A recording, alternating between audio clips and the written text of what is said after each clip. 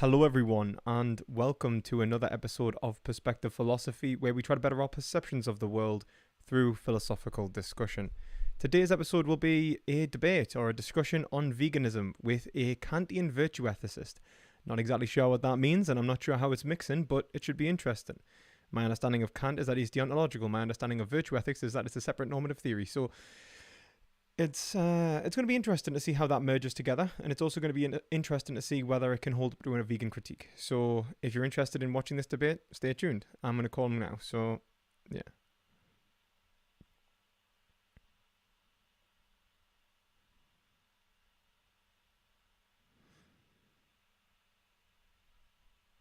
Hello. Can't hear you if you're speaking.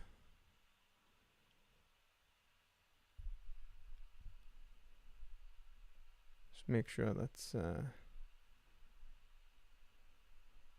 I'll try push to talk. Does there. that work? There we go. That's working. That's brilliant. That's brilliant. How are you doing? I'm doing well, and you? Yeah, I'm pretty good. I just running around like a headless chicken before the debate. Not the most vegan expression, but yeah. Okay. Okay. How do you want to start this? So I guess the first thing I'd like to understand is how you've managed to blend virtue ethics and Kant. Yeah. Yeah. Okay. So from Kant, I really only take basically his groundworks to the metaphysics of morals. I take the categorical imperative and the goodwill, and yeah, his senses of perfect duty. But then to determine how to act with imperfect duties, I think that ethics really gives the best account. That one ought to basically be a virtuous person, and that through virtue one can make those decisions on imperfect duties the best way. And there's one section in Kant's Groundworks to the Metaphysics of Morals, right at the beginning, where he makes a statement that I think goes to that direction, kind of, which is he talks about how natural sciences and the science of ethics, how both of them need a part that's a priori and a part that's a posteriori. And I think that the metaphysics of morals, the groundworks of the metaphysics of morals, that's the a priori part, and I take that and expand on it a little bit. But he calls the empirical part practical anthropology. And I think that's kind of where I'm trying to go with my virtue ethics, so to speak. I'm Yeah. trying to look at But what is it that constitutes a good human being, and how does that translate then to action? right. And that's Yeah. what I base action on. I mean, I guess the confusing thing is that obviously what he says is good is tautological, like the goodwill is good, and then that's known through a priori, as like transcendental deduction, isn't it? And then as well, when he talks about practical reason, like his critique of practical reason outlines his movement to a priori synthetic, where you get the categorical imperative, the universalization, treat a being as an end in themselves and all that kind of good stuff. And I can see the value in that, like absolutely. And but like obviously, it seems that your critique of Kant is probably as a critique of the loftiness, as the a priori nature of Kant, the fact that it seems to be grounded well, but not applicable to reality, quite abstract. It's when we talk about perfection, it's unknowable, it's infinite, and so we need something that is less, more human almost, which it seems why you're moving towards the virtue ethics aspect, which seems to be quite similar to a Hegelian approach, which is where Hegel was to take away the loftiness of Kant, and I quite like that. But I guess the issue is like, why would you reject veganism on this account? Well, the simple argument would be I think it's part of our human nature to farm animals and kill them for food, and I don't see any bad in it per se. Just as it isn't bad for a lion to eat animals. Of course, you're not lying, but Sure, but yeah, no, sure, but I'm also not a cow. I'm a human being, and mhm. And humans did evolve with humans are the capacity omnivores. to eat. Yeah, Capacity, exactly. but then, or what is it? Just because you can't doesn't mean you should. Oh, sure. No, yeah, no, I agree. But I don't see any problem in pure reason or in like the empirical world for the consumption of meat. What about in the Like, sure, category? I would Oh, I sorry. would argue with like the environment, etc. These are all concerns. Mm. So in case you wanted to bring that up, but I think there's like a golden middle for everything, including the reduction of suffering or the reduction of emissions, etc. And you don't have to go like all the way with everything. Mm.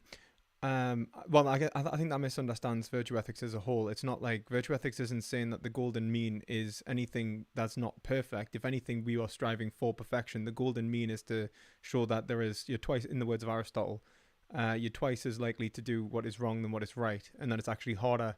I would say virtue ethics is probably one of the most normatively most trialing stances you can have, because it tries to show that the way in which you reach those ends in the first place has to do with the mediation of yourself between two possible courses of actions or multiple possible courses of actions, and that only one course is actually justified in the end through reason. It's not to justify imperfection. And if anything, no normative theory would do that. I think that it's like when Hegel says that the child of the future generation should be greater than the adult of the previous generation, and it's the same thing. Each normative generation should be improving upon the last, because each generation gains more knowledge and gains more understanding of the reality around them. In Kantian terms, we could say that they're given access to concepts that were otherwise would have had to be deduced individualistically, which are like embedded within tradition and available to reason through maybe a process of hermeneutics like Bildung. And that's probably how I would respond. Okay, well, I think you misunderstood what I said there, probably because I didn't phrase it properly. But my idea isn't that the absolute reduction of harm or CO2 emissions is the perfect way to act, and I'm just going for a middle thing because I'm trying to avoid a perfection or something. No, I'm actually claiming that the perfect way to act for human beings is not to like 100% concentrate on reducing CO2 emissions, or it's not to concentrate on like reducing suffering all the way. That's not how human beings ought to act. Or let's talk about altruism for a moment here. It's also a good example. You're not supposed, I think, to give everything you have for some altruistic cause. I think there's good reason to also engage in luxury goods, have some luxury goods, and give some to charity. There's a mean to that. It's not 100%ing something. Yeah, I mean, I guess my issue isn't necessarily with what you've said. In any ways, I guess my issue is that why, like, so for example, where does it entail that you shouldn't be vegan? So like, okay, we can't 100% reduce suffering, but the perpetuation of animal products. I mean, like, one thing that we need to contend with is that I'm assuming you're taking the Kantian approach that a rational moral agent is the only thing that's valuable, which is why you're rejecting animals and why you wouldn't be okay with genocide in humans. Is that okay? Is that kind of Yeah, like, yeah? yeah. Okay. That's the direct way of valuing Yeah. things. There's Okay. indirect ways too, but Yeah, and the indirect way is that anything is extrinsically valuable in relation to a rational moral agent, which is like property, animals, babies, blah blah blah. But I guess my issue with this is that I would differentiate between moral patiency and moral agency, and I would say that metaphysically Kant makes a mistake in assuming that rational beings are the only thing that are valuable, because he values rationality in and of itself as being the only valuable trait, because it seems that it's the only way that we can enter ethics. Well, just because we can enter ethics and animals can't doesn't mean that animals aren't of ethical consideration, which is why animals could have the same metaphysical qualities that we can rationally deduce from ourselves and from like animals and children that were otherwise are valuable, and are valuable in and of themselves, as in valuable a priori synthetic. And I'm willing to argue that. Okay, for me, my reading of Kant wasn't necessarily that it's just that rational creatures are valuable, but that for a rational creature to act against another rational creature is just it's kind of self-contradictory, Mm-hmm. almost. It's like you're going against reason.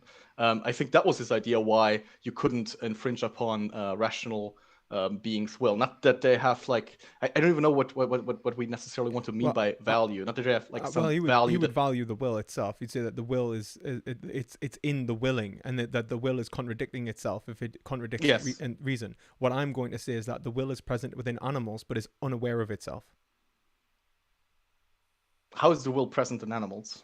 Okay, so the will is one's ability to have an end and move towards it. It's a functional concept that exists within um, sentient conscious creatures. It is the movement from event A to event B given a certain ends means relationship. Animals are unaware of their ends means relationship. It's innate. It's in their nature. They move from A to B. Whilst humans are aware of theirs and so produce ethics to maximize the likelihood of gaining the good life. That's the only thing that differentiates a rational will and an irrational will. And I think a good example is that, like, so for example, the mentally ill or the mentally disabled, some people would say that they would lack rationality, which in many cases they do. Which is, I mean, the mental illness in many cases can be seen as a perpetuation of, let's say, drives over reason, and that's why we treat it with things like psychoanalysis, which allows us to give the person back themselves through rationally deducing underlying drives that they haven't understood. And so what I would say is that that person hasn't lost any value. They're simply unaware of how to maximize the value within their experiences. Okay, first of all, I would argue that this doesn't just apply, what you talked about, this doesn't just apply to sentient creatures and rational creatures, it applies to pretty much everything that has some form of form. Everything that has, in some sense, a telos has some ends it drives towards naturally No, you say by its it's. very So nature. it's what I would say was I'll bring into question. So I'd say that when you talk about it or any being which would be otherwise, let's say, I would say that you would need an individual consciousness, and the idea of a will implies conscious individuality. So a plant wouldn't have will, but an animal would. Well, then I would deny that animals have this type of consciousness that we have. Okay, and why?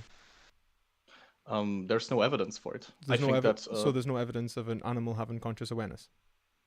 there's no evidence of an animal having what I call conscious awareness, which I think is the ability to understand. I think that's how I would even look at it. Well, I don't know. Without an understanding, how could you say that there is an I without something that understands an I? Well, I think what you're differentiating is self-awareness, which is a second order property in metaphysics, and then ready to hand experience, which is just the imminent awareness of, or the immediate awareness of one's surroundings. So you could be incapable of divesting or controlling the concepts which are used to divest reality, because we know that animals are capable of problem solving. I mean, we've got enough tests to even show that. Like, various animals are capable of problem solving, but they're incapable of language, which would allow them to create concepts which would are rationally deduced between agents. So we could see that a dog can hold some concepts which are given by nature and cannot hold other concepts which are linguistic in origin and exist between rational beings. So I would, yeah, I would go further and say that the dog acts more like an algorithm does, while a human being has the ability to understand and form his own conclusions. Okay, but then what you're gonna and so why would you say that an individual has? So I'm assuming you're gonna take like a linguistic approach to the eye, like a Wittgensteinian. My approach to the eye is just the fact of understanding. I don't really go too much in depth. It's just about understanding itself. You don't even need language, I think, for understanding, because I think understanding is prior to language. Why would you say it was prior to language? Why would I say it's prior to language? I mean, it's one example would be I can understand something without being able to express it in language. I think there's a base, and I think there's a base understanding. What do you mean by the basis for everything that is completely not that you cannot capture by language at all. What do you mean by understanding?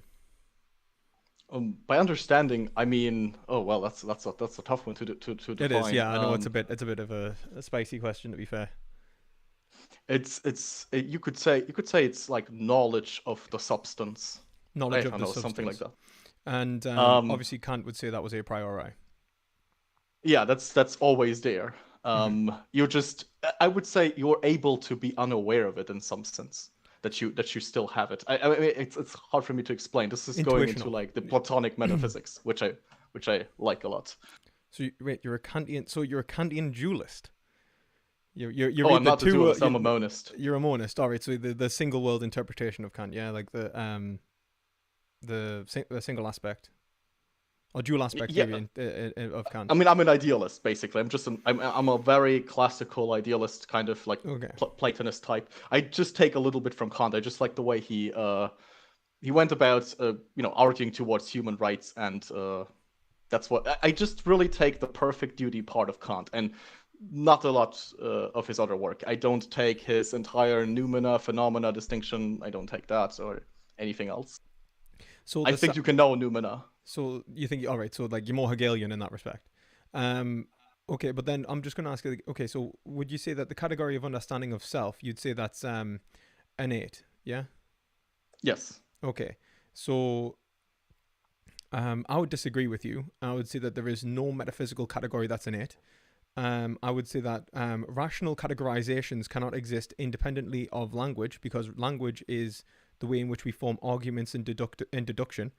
And even tautological arguments are dependent upon concepts which exist and can be rationalized between agents. Otherwise, we will fail to caprice. So, in other words, when agents engage with one another, I would say that they are mutually codependent upon being able to verify and falsify each other's arguments with reason, and that in doing so, they're able to enter deduction rather than enter a state of presupposition, which can be inherently flawed, which is not separate to any form of sense. So otherwise, you would be saying like for example, our capacity of reasons. The person who is insane and understands themselves to be made of glass would be justified in believing they were made of glass without being falsified by any given agent. What I would say is that the person who is insane and believes they are made of glass has made a epistemic failure, that they have taken their own conception of themselves, independent of other people's conception of them, as a justified understanding of who and what they are. Can I ask, what is that which gives unity to all those propositions, their logic, everything? What is that which gives unity to them so that you can? What is the unifying principle of all of this? Well, I would say Are these like I would agree with. atoms? I would say that it would be like apperception, like Kant, but I would say apperception exists between all minds, Hegelian. Yeah, there seems to be something that's a unifying principle to all of this, and I think that's the base, and I think that's where awareness truly lies, not in the propositions you're looking at already, but something that is even beyond that. I think there's The something the more experience simpler. itself, the thinking. Yeah, something that maybe it's even hard to talk about due to the fact that it's beyond all of these It's propositions. transcendental. Yeah, the one. Yeah. Well, I would say that the one in that respect exists between in absolute spirit.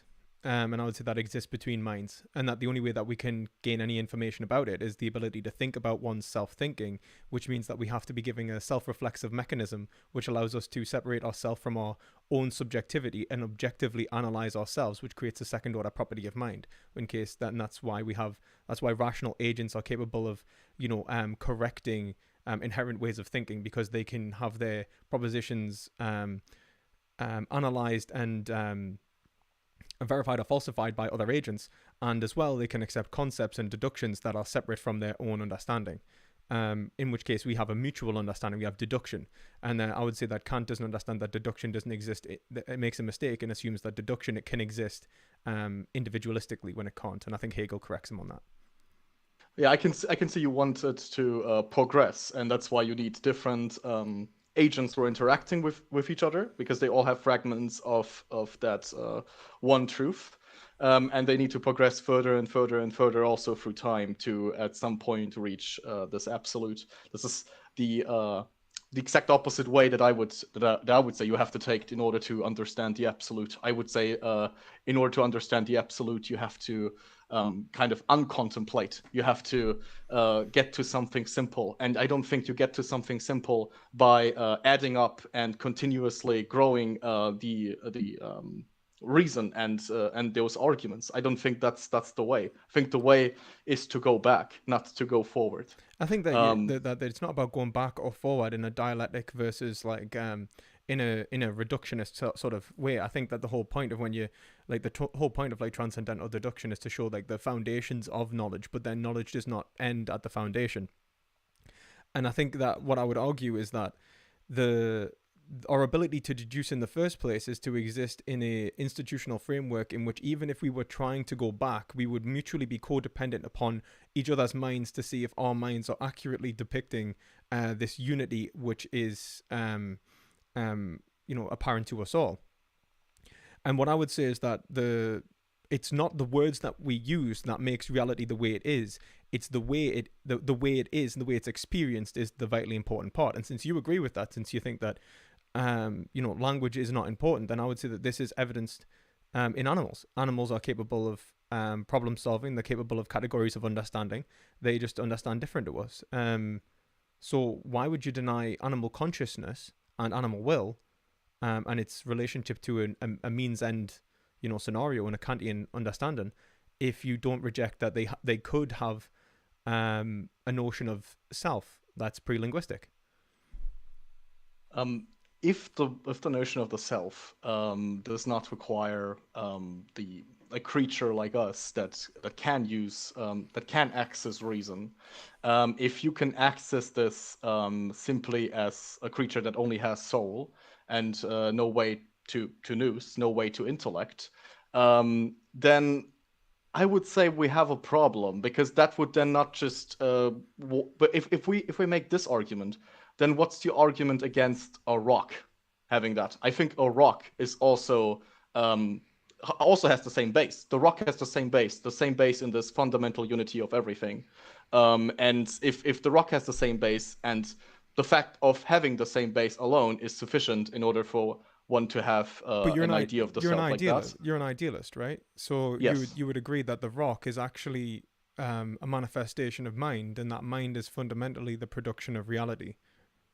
Yes, it's a form. But we have evidence of mind being existent, mind and will being existent in animals, but we do not have evidence of them being existent in any other creature or any other aspect of existence. So what we can see is that mind is fundamentally constructed by animals as well in an idealistic way. Well, this sense of mind, I think, is present in pretty much everything. Oh, really? The forms are of the divine mind. Like I believe in a classic Platonic metaphysics where you have a realm of forms, or rather a mind of forms, and that mind of forms is then transported, so to speak, by the world soul into this sphere, while we as human beings are just like individual souls that can act on ourselves and like kind of go against what's in the upper realm or follow it. I'm sorry if I'm not good at explaining this, but no, it's okay. It's okay. I'm just a bit lost in a metaphysical kind of whirlpool, if I'm honest. I don't know where to sort of go with this, because I just try and understand, and then maybe like kind of pirate it back if that's okay. And then if I don't understand, you tell me where I've went wrong, and then we'll go that way. Okay. All right. So one second, I'm just gonna quickly. I'm trying to sort out my chat box on the on the chat, and it just I think I just deleted it twice. 1 second, damn it. Right.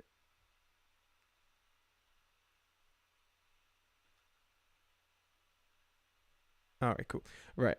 So, yeah, right. So this is what I understand. So you're taking a Platonic view of metaphysics, that there's a world of forms, but you're a monist. Yes. Okay. You're understanding. So what the foundation of reality is a universal which is reducible to here and now. Yeah, there is a universal, a unity to absolutely everything. That's the one, and yeah, that's from that comes the forms and everything else. Okay. Okay, and the one is the intangible. That's kind of like the noumena. It's the intangible. When Plato rises above. Was it when he says the soul rises above, like the chariots of the gods and all that, and it goes past the parade and it goes to see the movement of the spheres, and it turns and looks at the universal, at the one. Um, it's an unknowable, intangible essence. Is that what you'd take that to be? Unknowable. Well, it's you can experience it. You could certainly gain gnosis and henosis. That's definitely possible. You can experience it and unite with yourself with it. I think even Plato teaches that. Though if it's not directly in Plato, it's certainly in the Neoplatonists that Yeah, came I after think him. it's more in the Neoplatonists because I think Plato describes it as being kind of he describes it as being I think as an experience, but not a knowledge, not a form of knowledge, but it is knowledge itself. I think it is if I was to understand Plato correctly here, it would be the absolute correspondence with reality. That is it's the Parmenides is, it's the unchanging bedrock of reality. Yes, Um, you can have wisdom of it, gnosis, instead of epistemic knowledge. He makes a difference between yeah, episteme and gnosis. yeah. Okay. Now you would say, as an idealist, that fundamental thing is the experience of thinking, which is mind. Yeah, it is the Th- It is the wisdom to understand that I am reality in and of itself. Yeah, it's the wisdom to experience the source of it and the good, and to see that that's where everything comes from, or that's where one's self is truly seated. And oneself is truly seated, and that is fundamentally reality. Like, are you a subjective idealist or an objective idealist? Is mind fundamentally characteristic of you individualistically, which is this intangible essence, or is it cooperative between agents? Like, as in, we are all partaking within this universal. We're all partaking within this universal. We're all partaking in this universal. Okay, why don't animals? Yeah, basically, on this reading, yes, that they do, but so does a rock and But why? grass and But it depends on what you mean, because it says, like, obviously if you understand it to be the mind as the fundamental bedrock, a rock would be um, at best a form, or at worst it would be the realm of mortals, which is constantly perpetuating particulars, and it wouldn't be a fundamental universal aspect of reality. It would be a byproduct of soul, and the world of forms. yeah, the rock partakes in the But form of rocks. yeah, Like but the form of rocks is dependent upon the universal, which is mind. yeah, and I think what you want to get towards is that the rock obviously isn't that doesn't have soul, and like it's no individual soul or anything. It's not animate.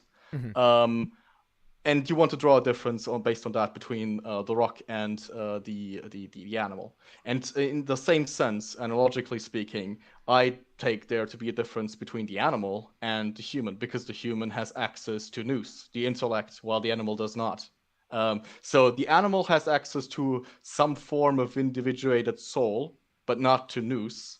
The rock doesn't seem to have access to an individuated soul. It's just the form itself.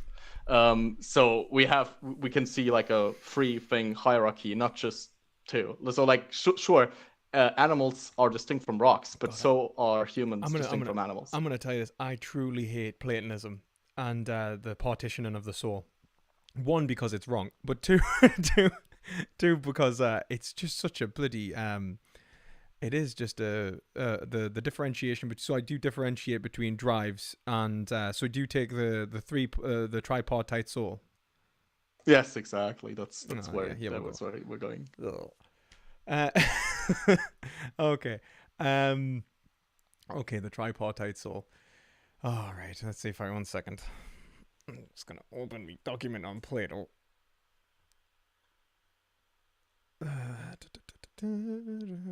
God, I hate Plato. Actually, I really appreciate Plato. I think he's great. I think the idea of the tripartite soul is leads to many issues. I mean, like, one of the issues is like his understanding of desire is an absolute mess. Um, Well, I look at when it comes to desire, I think of desire as something of the body and the rational mind in control of that.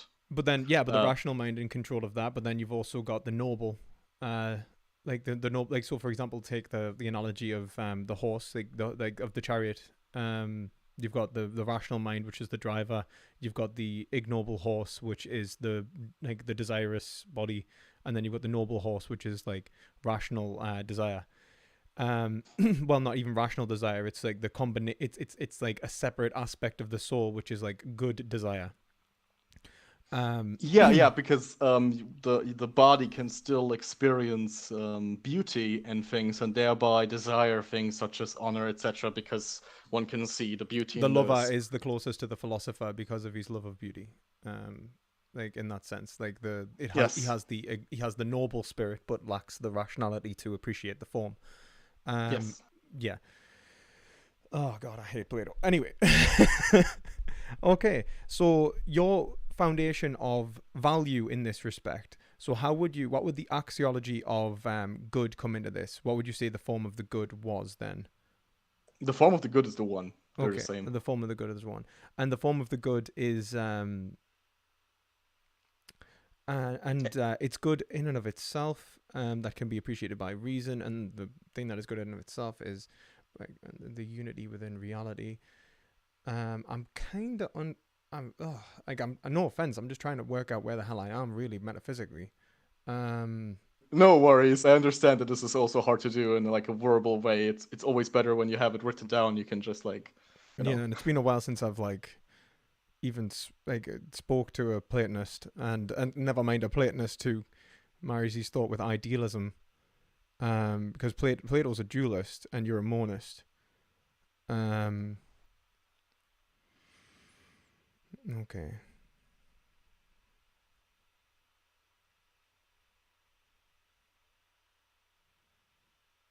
So, what would you say gives humanity value? What would I say gives humanity value? Well, Yeah. on the Kantian account, it would be, Please keep it platonic right rational now. agency. Just make Uh, it platonic, right? So I can understand how these are merging oh together. well, if we completely stuck to that, Just like where you are with, because that needs to marry with Plato. So if you're telling me that there's Plato and Kant, I need a platonic Kantian answer, right? You know what I mean? okay. So basically, here's kind of how I look at it. We are well human beings, and we have a rational part. We have the nous, and we have our animalistic soul, and the nous is of course in control of it all. And the way I see it is that to act in a good way is to fully act in accordance with that. It is to fully act in accordance with one's nous, and in the form of it, and like try to control it the best, to go to the best possible way of practicing that, and that the nous then takes control of the animalistic side, and to also bring the good to that, of course, in line with what's reasonable. But we have to take control of that too. To put it more practically, I basically say that Kant's groundworks to the metaphysics of morals is the rules by which the reason itself has to do ethics. It's the groundworks to it, and then we're looking at the animal itself that is right present here, and what is good for it. So we look at what constitutes the good for human beings. How should a human being act? How would a virtuous person act? What traits would that person have? How does that translate to action? What's the telos behind it, so to speak? Right. Um, that's kind of how I do it. So you have like the base, which is just pure reason, so to in a way, and then that goes down and looks at specifics and how to apply those very principles to that. Okay, one I second. don't know if that makes Let's sense. just write some of this down. Sorry, one second. Okay, so right, one second. So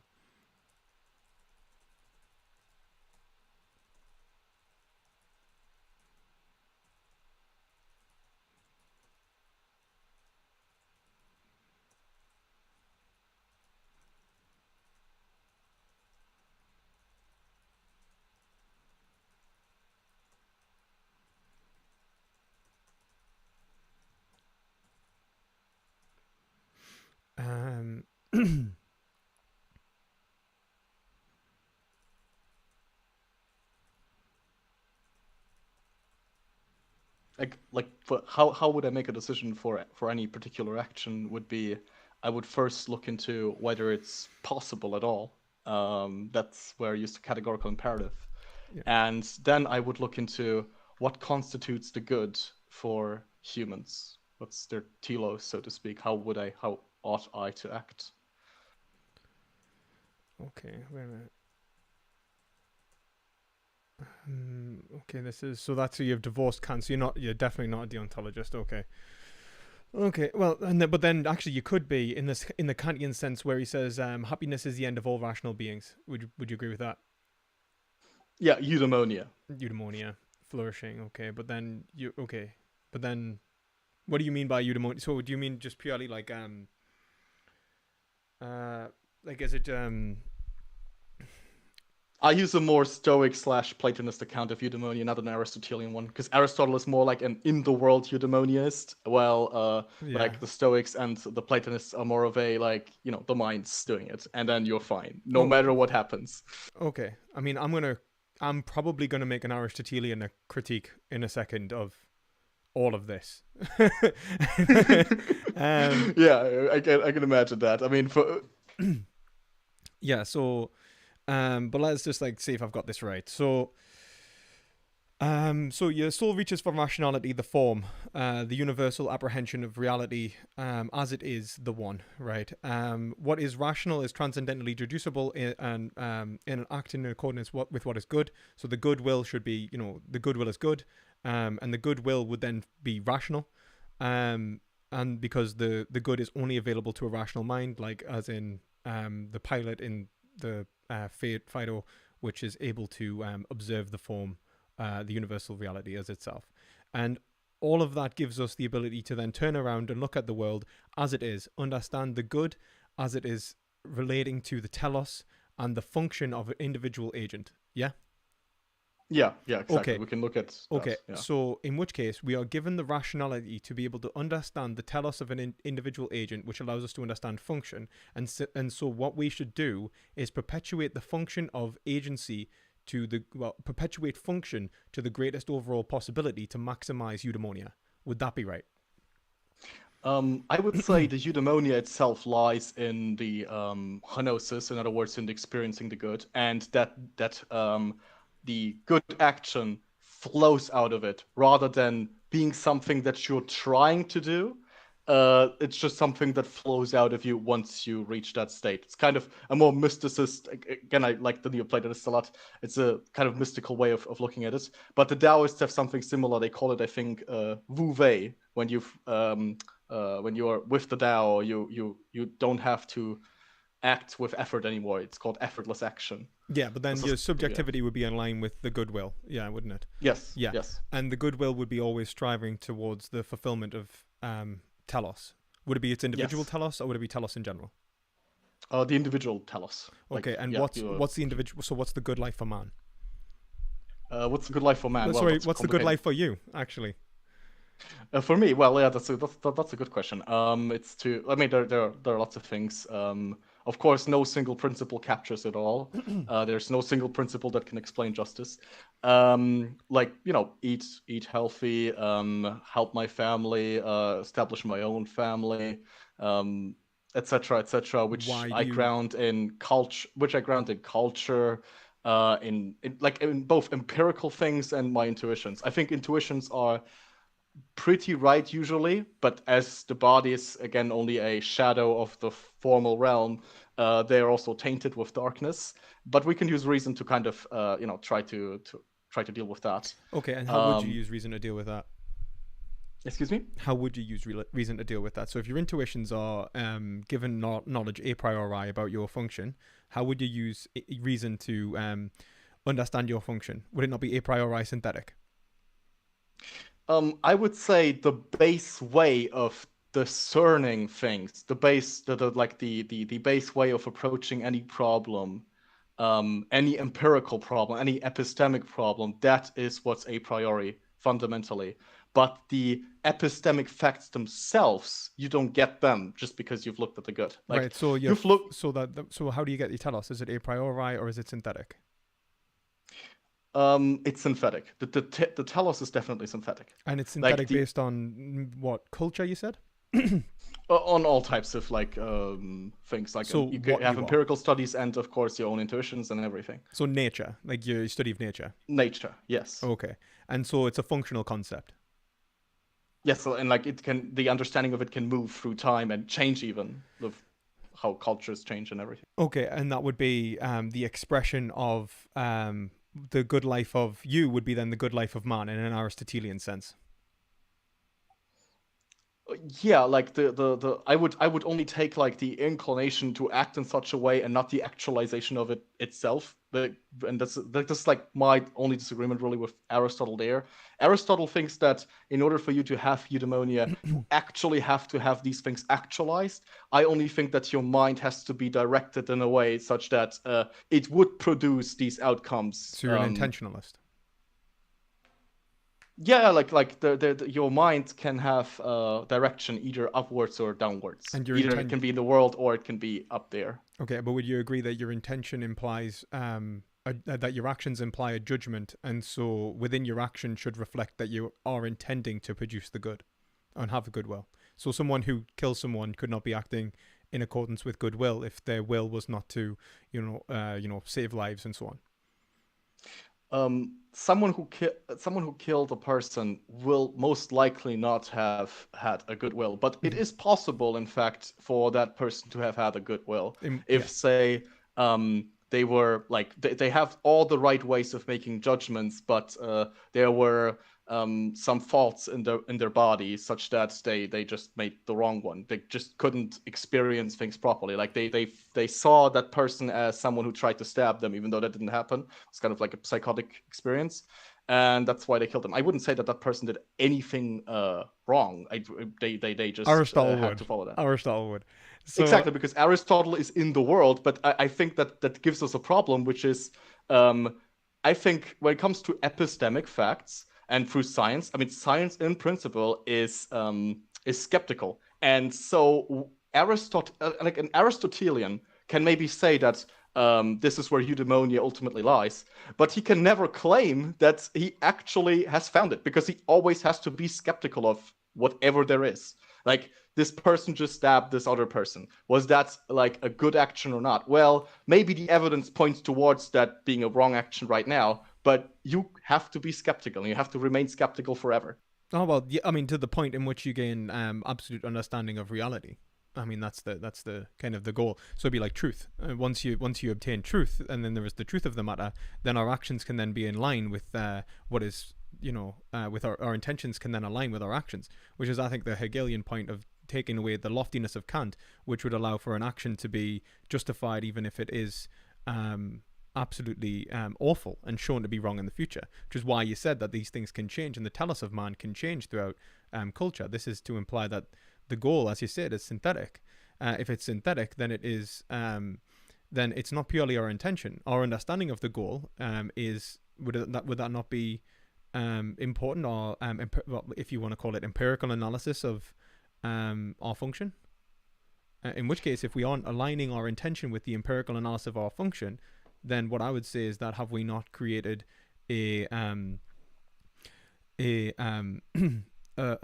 will which is undirected, and that direction needs to be in relation to the form of the good in order to achieve its own ends? Well, the form of the good is simple, and as such, the what it gives you is something simple as well, which is a way to find the right action. It's not like we can become any type of God that knows all epistemic facts and that actually has any real knowledge, so to speak, of anything material. I believe that this always remains subject to doubt. I don't think you can ever get to justify true belief. But we can't have knowledge of logos. Yes, we can have knowledge which gives of us wisdom. Good.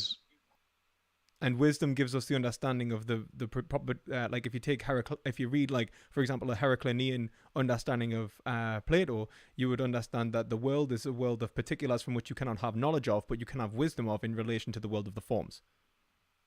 Yes, you can have wisdom as to how to move through this and how Mm-hmm. to gain epistemic facts, which I consider to be more like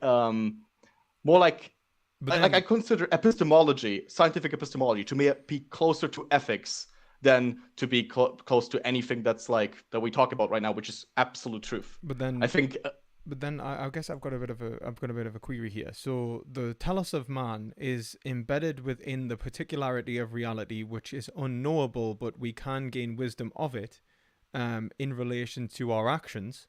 But that wisdom is not fulfilling, does not tell us how we should behave, how we ought to behave towards an end goal, because the end goal is unknowable. So what I have here is that we can't. You say that we can have knowledge of the good, and that the good, but that the knowledge of the good gives us wisdom in relation to how we should act in towards our telos. But we cannot have knowledge of our telos, and so our actions are like relativistic, are grounded in reason, but without any metaphysical grounding in reality. okay, I think I might have formulated this improperly. I believe that you by looking at the good, all your actions, like if you truly achieve the kenosis, so to speak, that all your actions are good. However, your epistemic understanding of how to act will evolve over time, and things that were good in the past might not be good now. Okay, so as long For as you you have have different goodwill, experiences and memories and whatever. so if you have goodwill, you will continually doing the right thing, but the right thing will be evolving in relation to the development of our. Well, I don't want to say what would you call the investigation into, let's say, nature? Would it be can I gain knowledge of it? Well, you can gain epistemic knowledge, Uh-huh. like you cannot gain something that's like stable and there all the time, and that you can like claim to be your you can't just, I don't know, say my phone is there right now and act in accordance with that forever if you at some point gain some evidence that it's actually not there. Okay, and here's the thing. So fundamentally, how do you know what a form is then? Like, can you tell us how? So, give me an example of you rational, like would it be through transcendental deduction, or is it like because you're blending it with Kant? Like, give me an example of how we find essence. How we find the essence of a thing. Mm-hmm. You look at it. Well, if you only have one particular, and that usually helps already to gain some type of idea. This is not like other things, but you can also study multiple But how do you things that know it's are not like other alike. things? How do you know it's not like other things? Because if you're using pure sensation, like, are we not reliant upon those particulars? Do we not need to be using reason, like in a Platonic sense?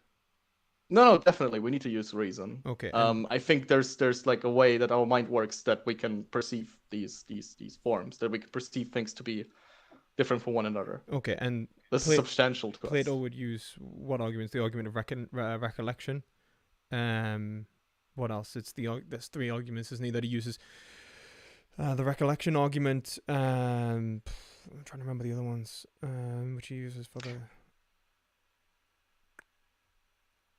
Uh, do you have them off the top of your head? I'm trying to remember what they were called. There's the. Oh, no clue how they're called. I mean, the reason why Plato goes for recollection of like seeing the forms is because he locates them in a realm. But the Neoplatonists, I think, solved that by putting them in the divine mind. So you don't have like a realm that's kind of not mind, and then from that realm of not mind, the mind kind of perceives it. But you have two minds, so to speak. You have the logos itself, the divine mind, and particular minds, and in that sense, they can, well, you could say communicate, or rather, the individual mind is also seated in the divine mind, and so you can Which have allows knowledge you, in that way. which allows you to differentiate reality from the particulars from the forms. You're able to see the Exactly. essence of the thing, and the essence of the thing is that unchanging, stable part. Here's the thing. Aristotle criticizes Plato, saying that like, well, you could have the form of the form of the form in an infinite regress. So if I have the form of a rock, why don't I have the form of a rock? Is there if it needs it, because the whole point what Aristotle points out, unless there's an irreducibility to essence, then it is fundamentally ungrounded. Which is why Aristotle says that the actuality of a thing is the actuality of a thing is vitally important to the substance. So like the combination of material with the essence, but the substance itself is the essence, which is um, the irreducible individual that can be observed within reality. Would you agree with that? Oh my god, that's similar to the third man argument. How was that solved again? I need to remember that. I think I read a solution proposed by Neoplatonists, but I don't remember it at the moment. Uh, let me try to solve this myself. So you would have basically have like a rock, and then you would say, well, what about the form of? I think you usually was something like rockness. Yeah. Like you have a rock, and then you get rockness, and then well, the rock and the rockness they have something in common, right? Which would be Mm-hmm. again something like rockness, and Mm-hmm. then well, these three have something in common, which would again, it just goes on An into infinite infinity, right? regress. Yeah. Yeah, yeah. I think that's let me think about that for a moment. Uh,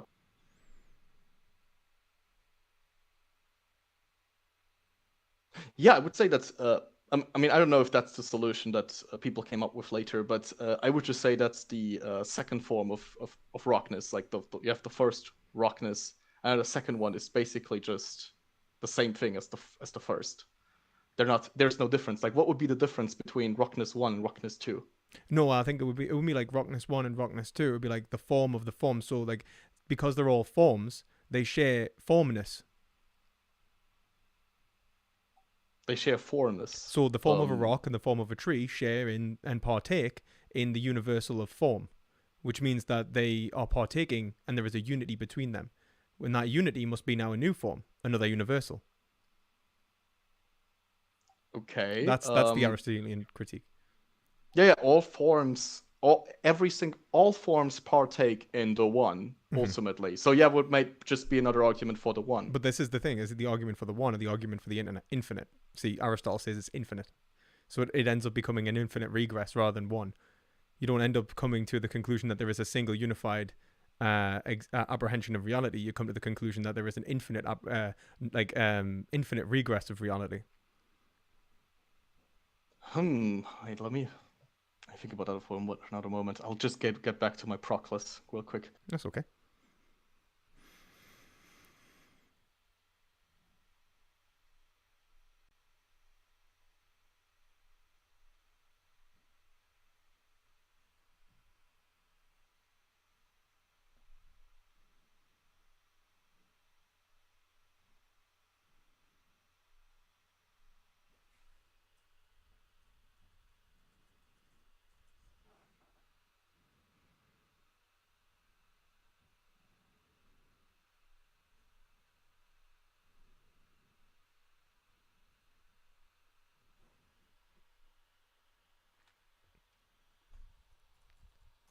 I hope everyone is enjoying the stream. I hope you're having a nice time. I will be doing a Q&A once it's done.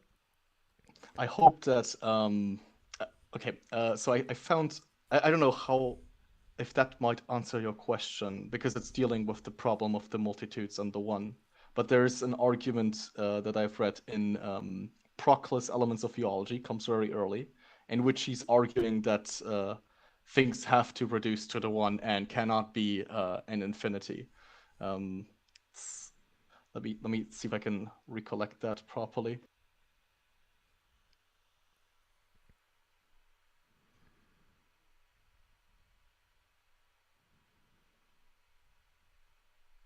I think this is the quote from Aristotle.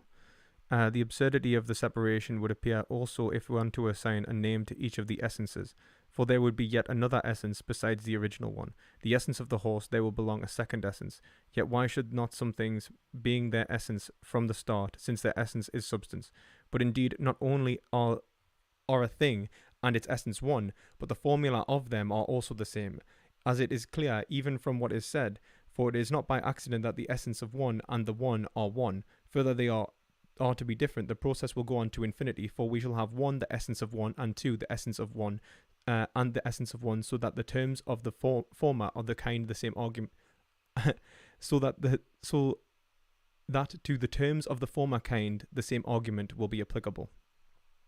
So the essence must be substance, but essence must be irreducible, and always equate to its and always equate to that thing which is observable.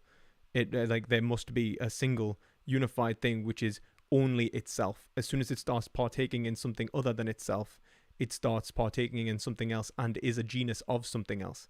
I'll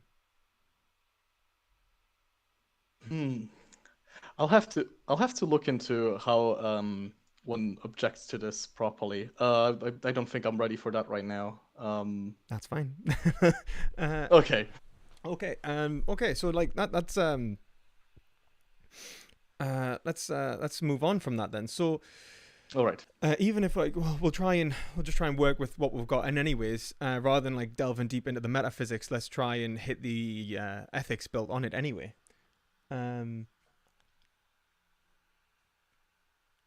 Anyway. I don't know if we really have to go back to the one in order to make the argument that there is a substantial difference between animals and there has to be, because the only thing that differentiates animals and humans is their appreciation of the as Plato calls it. Wait a minute, shall I find the quote from Phaedo? And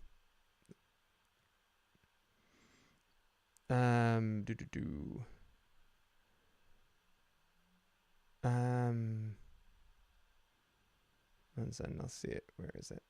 Phaedo. It's actually like Plato is so good to read though. I will definitely recommend Plato to everyone. There's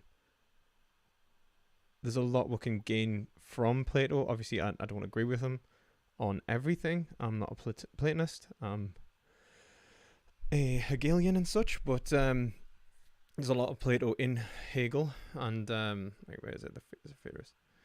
Here we go. Go forth and stand upon the outside of heaven, and the revolution of the spheres carries them round, and behold the things beyond.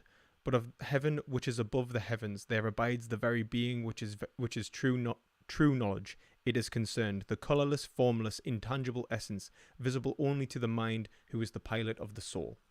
Right, and that's what I've taken you to basically be saying, that reason is of value, primarily only. It can understand only what is good because of its ability to perceive that intangible essence which is available only to the pilot of the soul, which is rationality. The body and the ignoble, the animal spirit and the ignoble spirit are the noble spirit and the ignoble spirit cannot account for this. It must be only the rational aspect of mind, and then the rational aspect of mind is then capable of piloting the chariot in relation to from what it has grasped. Would you agree with that? Yeah? Yeah. Okay.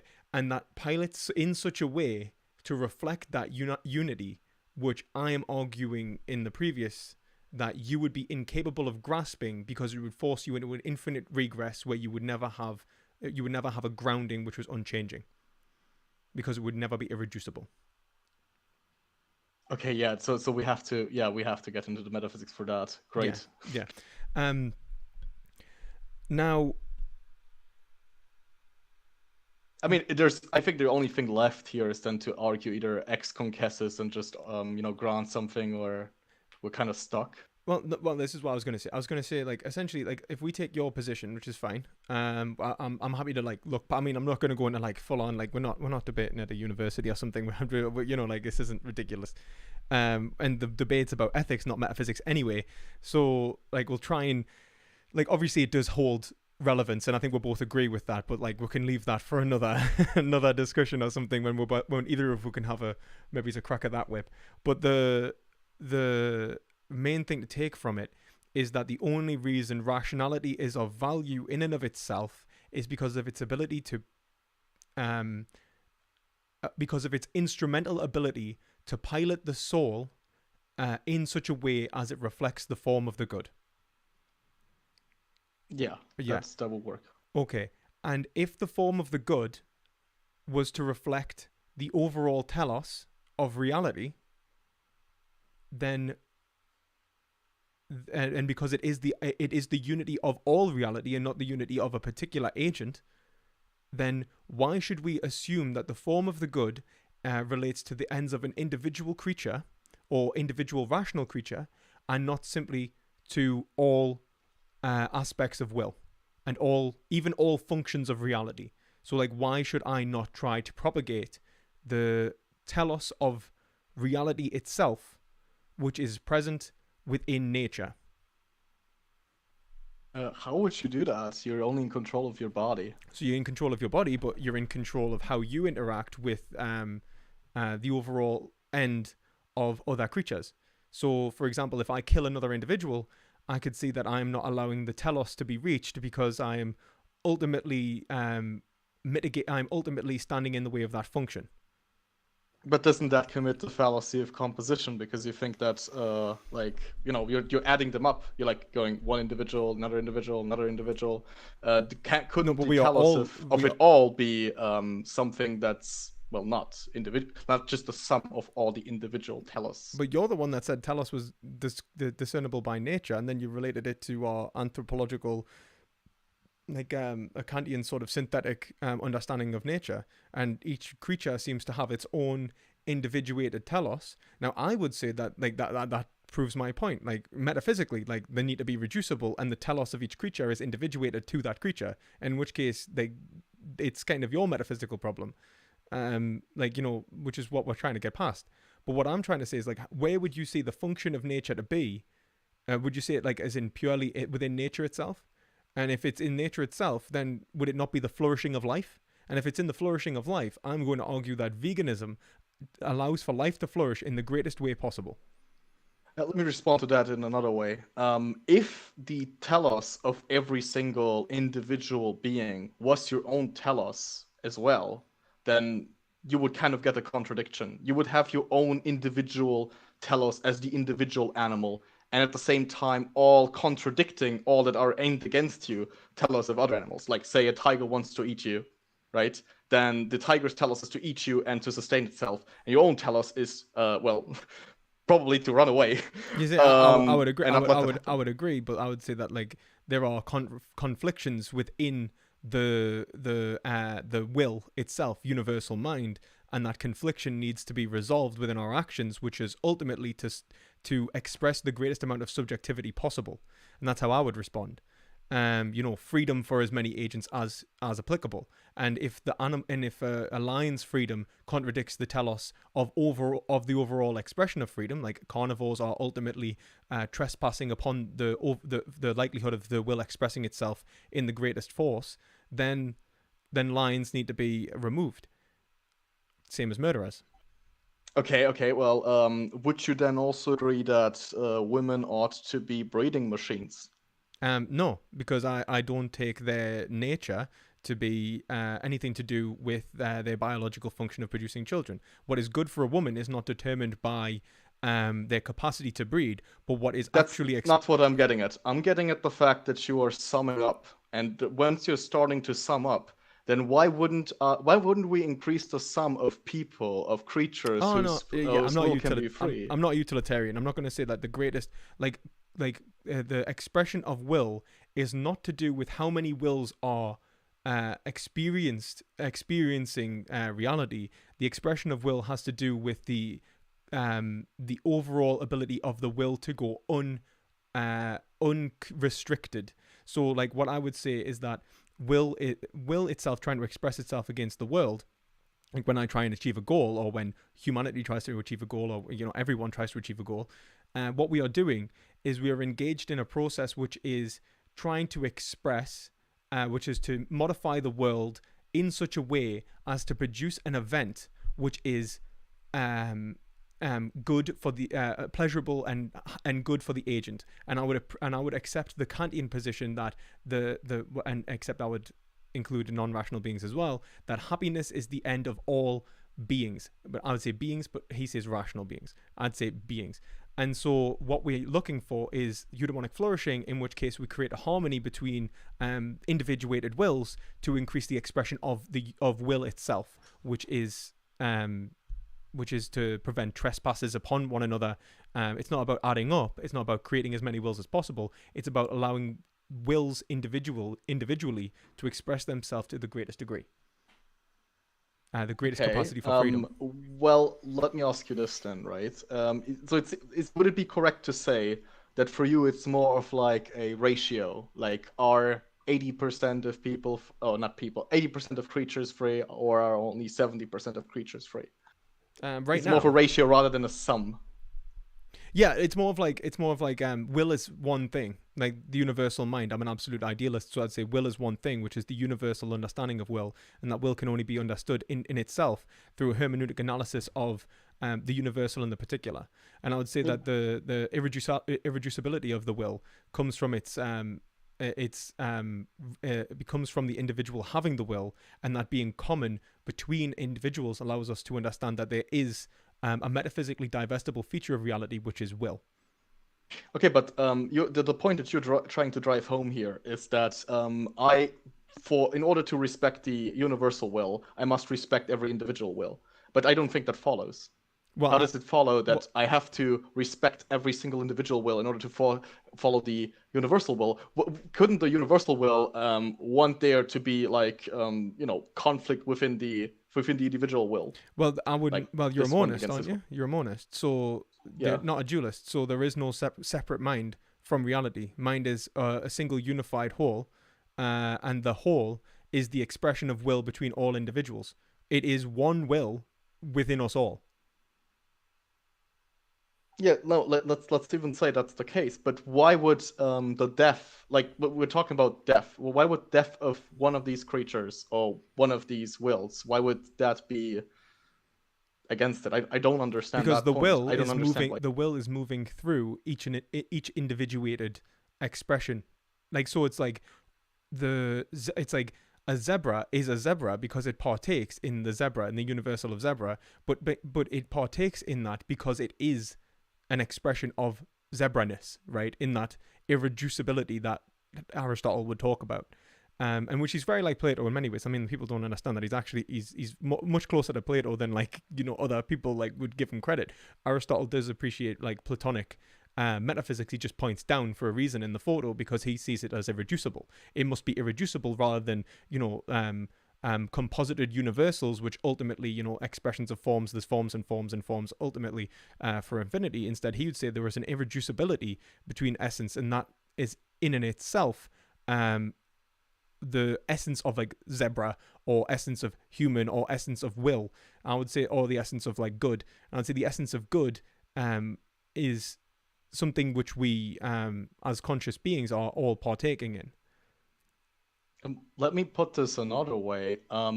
If let's say this is the picture I have of this, I'm kind of going for the good itself, which is uniting everything. Mm-hmm. But this unity in everything does not imply that in this epistemic reality there cannot be something like I don't know, me killing an animal to eat it, or a lion killing an animal to eat it, and then the lion itself being killed by another. That is, I think, compatible with that view. They're all just they all have their own role to play in the whole, but their own role in the whole does not they're looking up in order to be united. They're not looking down in order to be united. I don't think the unity is. I think Aristotle's point is that they cannot be anything other than united in their genus for what they are. What they are is united because of they share the irreducibleness of their essence, and that's what I would say is the same thing with sentient beings. And this is mostly for you. I'm using this language. Obviously, I'm a Hegelian. I wouldn't use this language usually. Right. I'll try and put this in so. When we try to respect what is good in this respect, in terms of trying to achieve that which is good, we are doing so because of our knowledge of the essence of the good, right? Now, what I would Yeah. say is that the essence of the good is one and the same, because everything is one, as you said it, is one and the same as the essence of the individual expression of the good, right?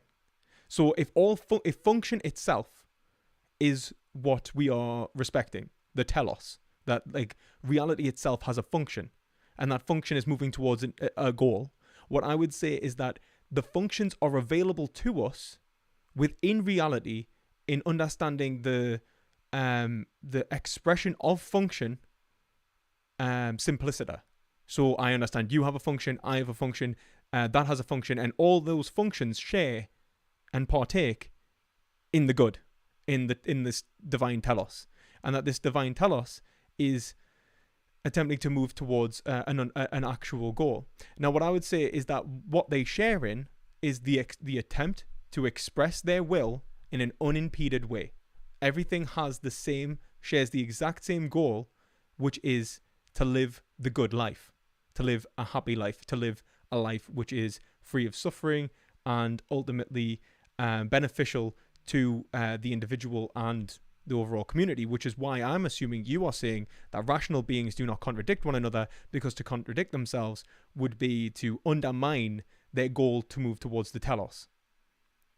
Why would physical suffering be part of, like the avoidance of physical suffering be part of the good life? Because you're the one that made it synthetic. It's synthetically Yeah. it's synthetically approachable a posteriori to be understood. And a posteriori, if we look at nature, what do we see? We see the functions of animals being directly governed by two sovereign masters, in the words of John Stuart Mill: pain and pleasure. Okay. Well, but what about it? Human beings seem to be able to go for something else, right? Mm-hmm. Human beings seem to be able to, for example, say, even if I suffer my entire life, I won't cheat on that test. Yes. Like physically, Mm-hmm. right? But there seems to be a difference between physical But suffering because and they would say that, like, yeah, but I would separate, let's say, and I think Socrates does this, and Plato, like early Plato, and he says, like, like pleasure and pain cannot be the end, because how do we differentiate between pleasures and pains even? How do we differentiate between the pleasure and pain ratio, which is even good or bad? That is in and of itself not pleasure and pain. The overall goal is separate from the pleasure and the pain then. And this is yeah. what I would say. I'd say the understanding of the form of the good would be to say that the understanding of, like, I'm not calling for hedonism. What I'm calling for is the greatest expression of the function, and the function that is available is directly moving towards, as being moved by pain and pleasure. It's being moved by the interests of the agent, the flourishing of an individual life, simpliciter. So the flourishing of life. Now, what I'm going to say is that life simpliciter is being impeded, no matter how you take it, by animal agriculture, either in the sense that animal agriculture is propagating pain and ultimately forcing a resistance in wills and preventing the individual animals from achieving their function, and their function is in relation to their experience of, like, the goals that they actually reach, the drive that is moving them forward. And then I would say that the expression of life simpliciter is being undermined by the perpetuation of animal agriculture through pollution, deforestation, and even atherosclerosis, and even anthropocentric issues such as post-traumatic stress disorder, which cause societal issues in relation to slaughterhouse workers. For example, PITS disorder, perpetration-induced traumatic stress, which has shown that individuals are more likely to commit crimes, become alcoholics, and so on. Then you've obviously got what's happening this year, which is zoonotic diseases, which are ravaging our society and preventing the economy from functioning, and preventing individuals from actually being able to partake in any sort of collective end that they would otherwise want to partake in and would justify as being good to partake in, but are being prevented from doing so because of animal agriculture. Now, given that all of those consequences are preventing us from achieving a telos that we would agree and that we should move towards, and that telos would exist within our institution since it's empirical. It has to be verified and falsified between agents. Would you not agree that the telos of life is being impeded through the consumption of animal products? I think you're focusing on something that I wanted to kind of throw out with the cheating example, which is you're focusing on the present intentions, the present instincts, the present desires that I think are also of the body. But anyways, the point I want to make is what would you say of a person who wants to like get really obese, kill themselves, and or mutilate themselves in various ways? Would you say that that is something that I should not try to prevent, maybe even under the use of force? We're talking about mental disorders, right? I think that the good for the being has is in and of itself nothing really to do necessarily with what their desires are at the moment, or is it? Like, Well, this is the thing. It's kind of confusing because you said the good is approachable through reason, but then you said the telos, which you've separated from the good, is synthetic. So, yeah, but the investigation into what the telos is, like what am I to do is something we always have to determine through well, reasoning, right? We make arguments, we think about it, we look into what are human beings doing, etc., and that's how we try to get it. But it's still not just because it's empirical does not mean that like we go to like the lowest level and everything that happens empirically is what ought to be done. Like this you ought to do what you desire to do. This is not where I want to get to, where I want to get to, and I don't think where I'm getting at.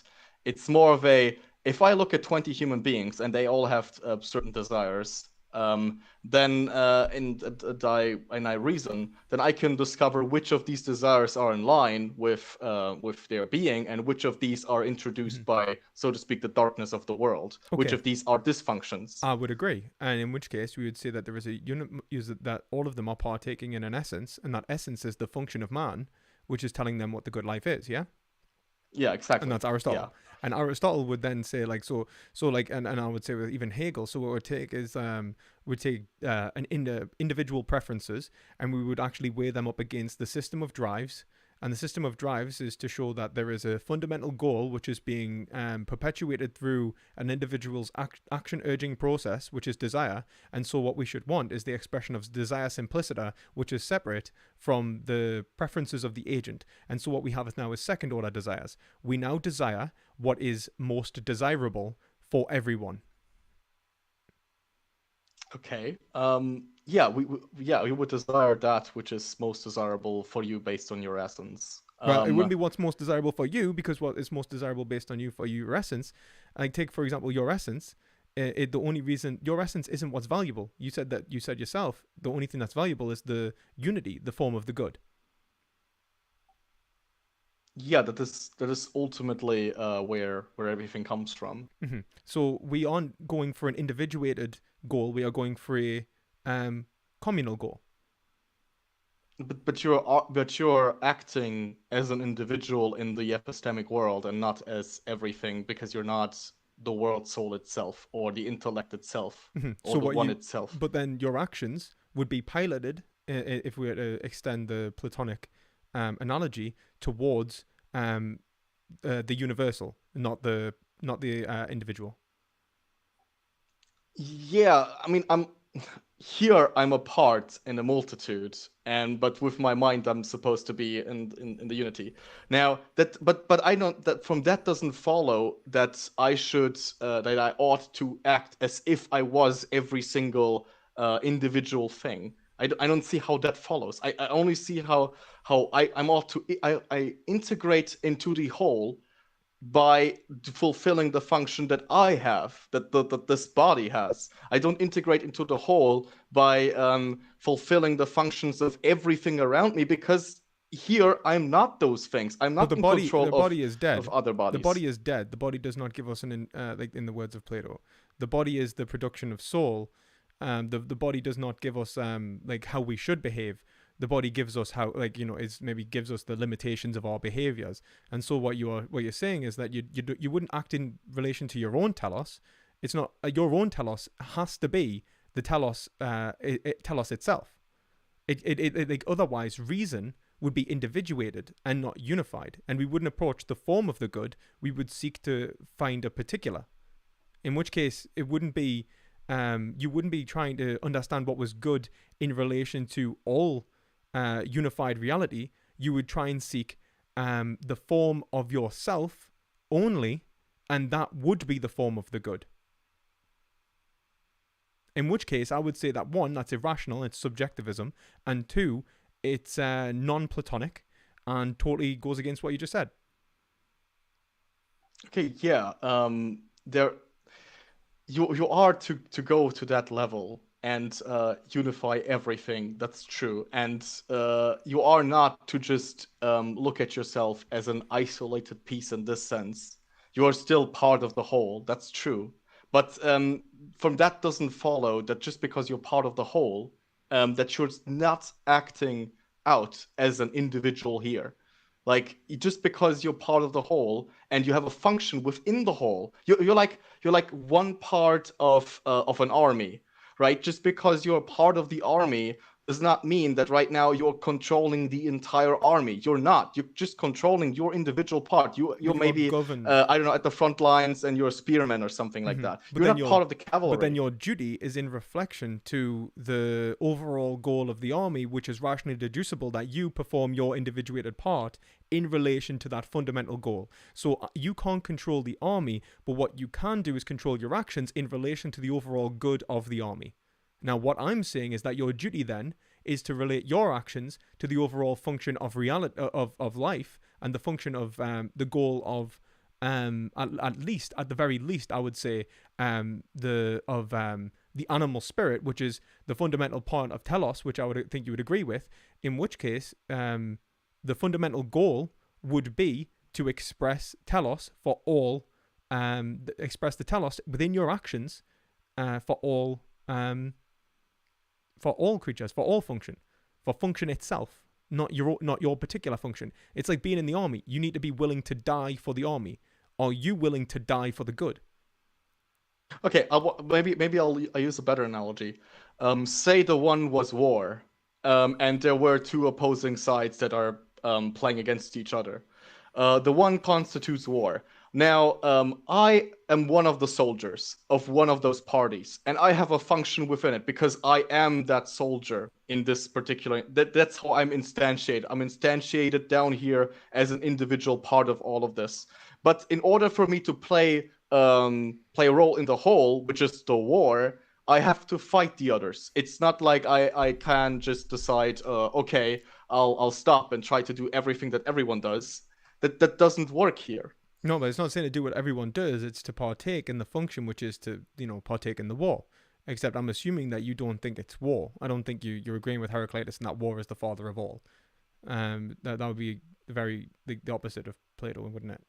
that would be instantiating like the world of the mortals as the foundation of reality. That there are particulars that are being unified by logos, but logos is fundamentally unchanging, and it's more like close to Parmenides when we talk about the world of the forms. It's not.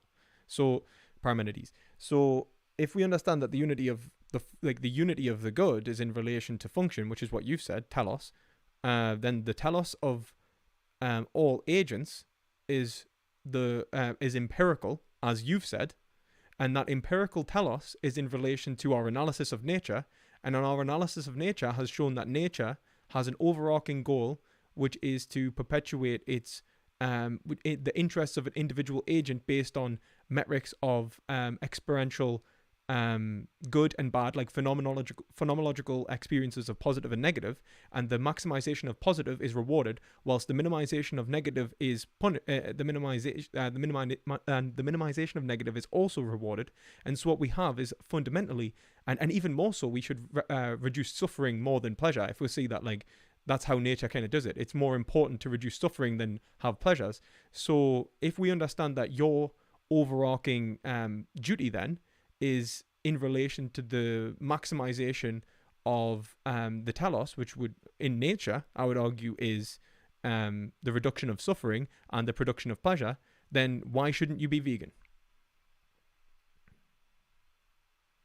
Okay, well, if you can drive that point home, if you can drive that point home that I ought to act in this way and to take the telos of other beings into account and kind of try to actualize all of them as much as possible with my own actions, then I think I would probably have to be vegan at that point. That would be, or well, there would still be the problem of stones and their own telos, and of trees and their telos, and pretty much my computer's telos and my phone's telos. But then we'd have to say is that reality is fundamentally expressed in the telos of soul, and that soul contains three constituent parts in your three-partite soul analysis of reality.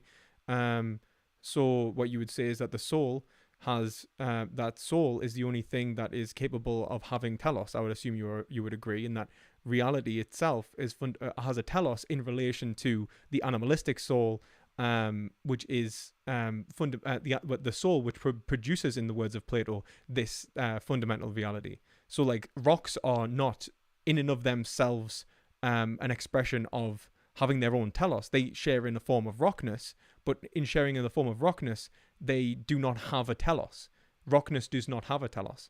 Telos implies a functional process. A rock does not have a function in and of itself. No, telos. What I see telos as being is simply explained. If I have a thing like a lighter has a telos.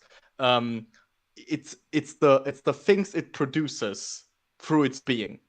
That's all it is. In specific, if I have a lighter and I put it in specific circumstances and it does stuff there in all those circumstances, like the idea of the lighter, what it does at every single of those points, that is what telos is. I think that's what it is. It's not whatever else thing. And the way you get to virtue ethics, so would you not say is telos as an end? It is the end of the thing. It is the goal that is being driven through reality itself. Yeah. I prefer power. It's the power of the thing that is expressed in every single second of its existence in different ways. Like I don't know, but that's the same thing as like it is what's pulling us towards the end. Like, so that's like the prime mover. Like But the thing is about that telos is that is in the being of the thing. In other words, in the most of course, it can all be reduced back to the one, but it's in the being of the thing. And in this world, of course, things don't have their full being. There's darkness everywhere, and that's why things don't act in their whole telos. It's why they are dysfunctional things. Yeah, but darkness is the lack. Darkness is. But the that lack goes of reason, through everything. Darkness is the lack of reason more than anything, isn't it? It's the lack of the soul understanding the good, and acting in the world that is to reflect the particulars, rather than understanding it as the unity. But the thing is, that goes for everything that's informed. Everything. That doesn't just go for animals and humans, but for rocks too, and trees, and my phone, and everything. Yeah, but then what we would say is that, like, okay, like we can say that the overall end, which is moving us forward, and the only thing that is, like, the only thing that is being fundamentally... I mean, I could make the environmentalist, like, kind of Leopold land ethic argument anyway for veganism, but I don't really want to. But what I would say is that fundamentally, we are being pulled towards, like, the only thing which is capable of experiencing the end of reality is the soul, which is what mechanizes reality for Plato in the first place. So I'll give you an actual nice quote for this. Hopefully I've got it.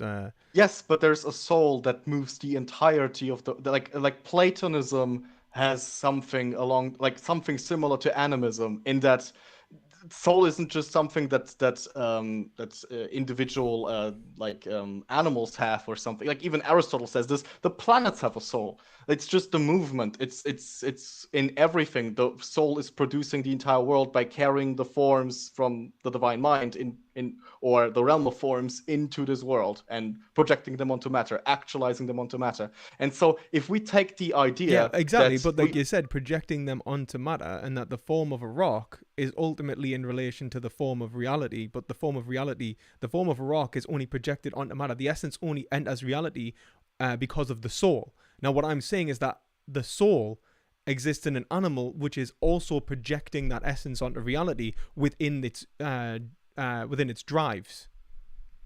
And then I would say, like, and if you, and I don't think that's an issue, for the same reason that there are noble souls that could be animalistic, and I think Plato even talks about that. And it would even be the same as the soul of the lover, which has the reflection of the goal of the essence within its very nature. It is the good that is good by virtue of moral look. yeah, but okay, I think the idea you have of this is basically that people and animals exist on this planet, and it is for that reason that they exist, that everything else is around us. I Or mean, what's I the mean, idea? I mean, I'm an idealist, right? And I'm just working with your metaphysics right now. That's that. Like, we're not even going to talk about mine right now because we're going to have to go on for another hour just Okay, explaining sure. explaining my But I don't metaphysics. think that's not the reading of the Platonists that I got. That like the animals and the humans are producing like the rocks and everything. They're not That producing doesn't the seem. rocks. They are what brings motion into reality. It's not that reality. It's not like so. For example, like I think is it Phaedrus? It's Phaedrus, isn't it? Where he goes on the bloody he starts soaring through the skies. 1 second, I'll find the. Let's have a look.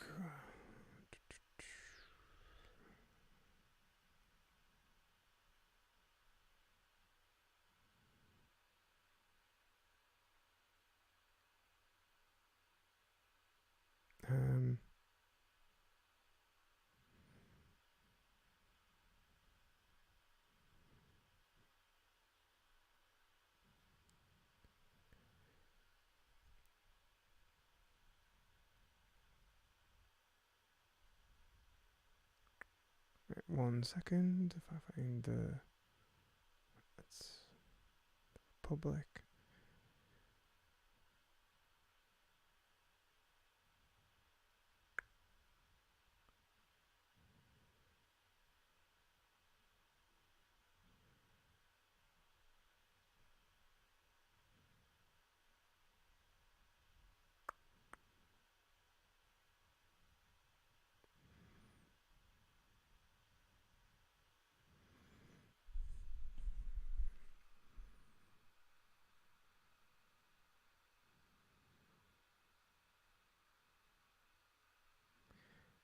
Yeah. So Plato argues that opposites must come from one another, and that uh, do, do, do,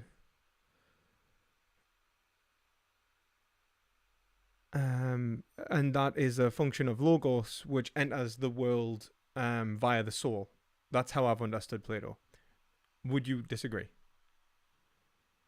Oh, I don't have a problem with that. I have a problem with the idea that it is the individual souls that are responsible for the creation No, well, soul of. itself is the expression of the Okay, good, isn't it? that's fine too. But like, soul itself is also not the sum of all individual souls. It's something even beyond that, and it brings like it's there's a world soul from which a few individual souls come, but it's still doing its part in creating the environment, so to speak. But the Like soul is rocks. yeah, the soul is yeah, exactly. It creates the environment which is in reflection to the good and the telos of the good itself.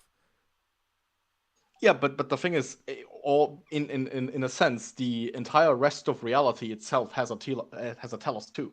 Yeah, but Like everything, the entire including my but my that my is computer here. unified. It's unified in relation to the function of reality, yeah? And the function of reality is the good, which is rationally approachable.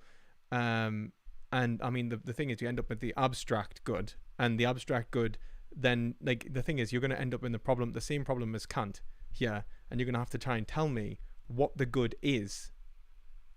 Right? Now what is the good? Like expressed in language. That's impossible. Okay, so you said, yeah, but I mean, like, just tell me how to even approach it.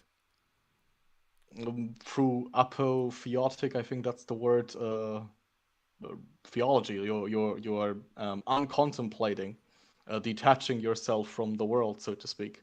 Okay, and when you detach yourself from the world, then it should give you an understanding of how to behave within the world. But then you said that is impossible through um, reason, and said is only possible through, or at least transcendental reason, and so is only possible through um, empiricism. Is that right? Like, and that gives you an expression of, and that it relate the telos of reality and what's around us, um, is only approachable through empiricism, is what you said. And I make a difference between epistemic facts and gnosis. Gnosis is that substantial truth, that good, and that's basically all you really need. That is the understanding of the good itself.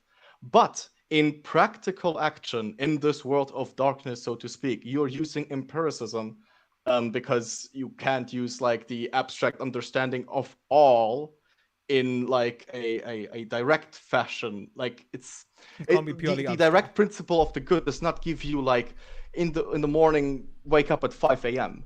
But it gives you the general way to this to know when to wake up. It's more of like a moving thing. It's hard for me to describe. It's very similar to like the Tao in Taoism, where that's also moving you. It's moving effortlessly through the good. Yeah, but the only way that functions is through reason and through the end of the dialectic for Plato. Yeah, like you mean in empirical matters now, or in achieving Uh, henosis? in achieving henosis. Yeah, you're going for the dialectic until you get to a point where you uncontemplate it all again, in a way. Yeah, the whole point is to understand the unity of all things. And if you're saying that once you understand the unity of all things, when you turn back and you look at the world of the revolutionary bodies, you will see that what your action should do is propagate the greatest expression of telos.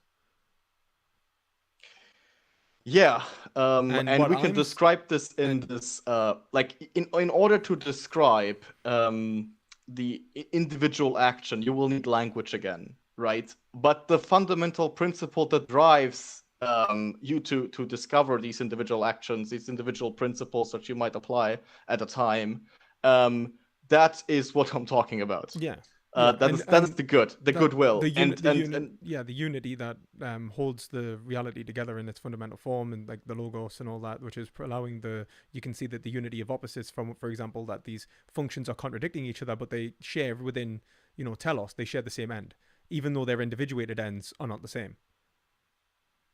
yeah, and there's always, even like you cannot possess any single virtue fully unless you possess them all. This type of thinking, um, and the what I mean by empiricism is important is that basically there is a way to approach a problem, and this way, the way itself, that is what I'm talking about when I'm talking about the good.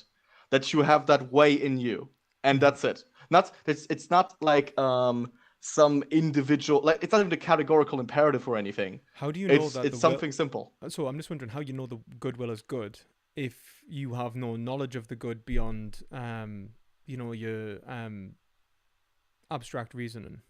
So how do you know that you are in line with the good, that you are piloting in relation to that thing from which you've just contemplated? How do I know that? Well, I would say you just do. It's an experience you have. Really, it's not something you can But then you you have can the like. experience. You can experience the good, but is the goodwill and the good the same thing? Because that's what Kant says. The goodwill is good. Is the goodwill and the no? They're not the They're same. not the same thing. So Kant would say they are. So now we have an issue. So how do I differentiate my piloting if it's not tautologically united? Like, so how do I say that I'm actually expressing the in relation to the form of the good? Like, why would I say that I am? So, for example, and there must be a separation, right? Because otherwise, like, how would I pilot? The whole point is that reason needs to pilot, and if my reasoning is being given wisdom to pilot reality through its appreciation of the good, then fundamentally there should be something in reason that is expressive in reality of how I can achieve the good and or the end. And I think Plato would probably reply with that would be there would probably be truth. It seeks truth in and of itself. Yeah, truth in and of itself. True. But that's the same as the good in Plato. Yeah. So it would be the actual attempt to be um, as rational as possible would be the overall expression of good. Yes. Okay. And so if you're trying to be as rational as possible, and in your judgments, then you should see that there would be no contradictions or the least amount of contradictions within your action. But then, Oh yes. obviously, we realize that we are trying to express the good, the unified good, and my expression of will is not the good. And so, what I need to do is align all action to be the most rational action possible, so that it does not contradict itself, so that each action is capable of expressing a goal towards truth. Yeah, I see where you're going, but my problem is the telos of all the things like rocks and computers, and I would have to respect all of that too. Even the telos of plants and a bottle. The thing is that when you speak of telos, this is like Doesn't Aristotle also think that a rock has a telos? I mean, I think one of the best examples that you usually get when you're first introduced to him is like the rock's telos to fall to the ground, right? 1 second. Aristotle Aristotle's a bit funny when he comes about this. 1 second. He basically 1 second. I don't think he does. Last time I read the Nicomachean Ethics, it wasn't like because with Aristotle, it's our substance, it's our essence, which gives us the particular, like the not the particular, but the individuated function of ourselves, which can allow us to understand what we should be doing in relation to like how we can live the good life, and how we live the good life is in relation to how humanity lives the good life, and we build from the ground up. Well, Plato were coming from the top down, and this is where like the real difference is. Do you see what I mean? So like with Aristotle, he would take the functions of animals to partake in a unified function. He would build up from an irreducible form, which is where I would metaphysically disagree with you. In which case, I think you end up in an infinite, whilst we build from a multiplicity to or individuated individuals to genus, and genus is a shared partaking in a universal, rather than a top-down approach, which is a universal partaking within, like we are partaking in, and like the form versus like the fundamental essence in Aristotle, like Plato's up, Aristotle's down, and see that makes it easier for me to go right. Well then, fundamentally, in relation to living the good life, the function that I am, that the function of man is what I'm contemplating. And if the function of man is what I'm contemplating, then I build from the function of man, like I build from the function of myself to the function of man, and I build up. Whilst you're trying to get the function of reality, the totality of reality from the top, which is abstract and unknowable, and then understand the function of how you should behave against an abstract right, which cannot be divested and approached in action. And this is the problem that Hegel shows in Kant. It's an abstract, lofty pursuit which cannot inform you of action. And so your intention, if you were to say like in action, can never align with your judgment, and so you are always wrong. Always wrong in...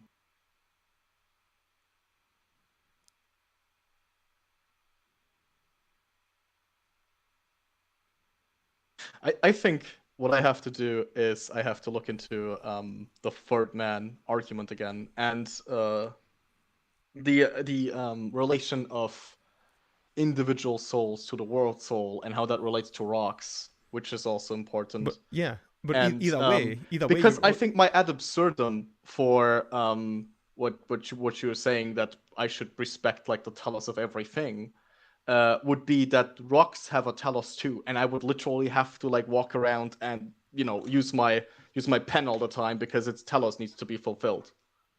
Well, then no. Well, the thing is that this is the point. You're making the mistake in which you're saying the telos of the pen is the telos of reality, when the telos of reality would be separate.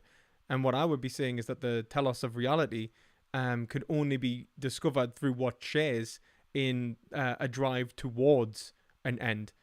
Rocks aren't being driven by anything other than physics, in which case anything which happens to rocks is their end. They fall, they move, it doesn't matter. The material is moved by the soul, whilst the soul is directed and piloted.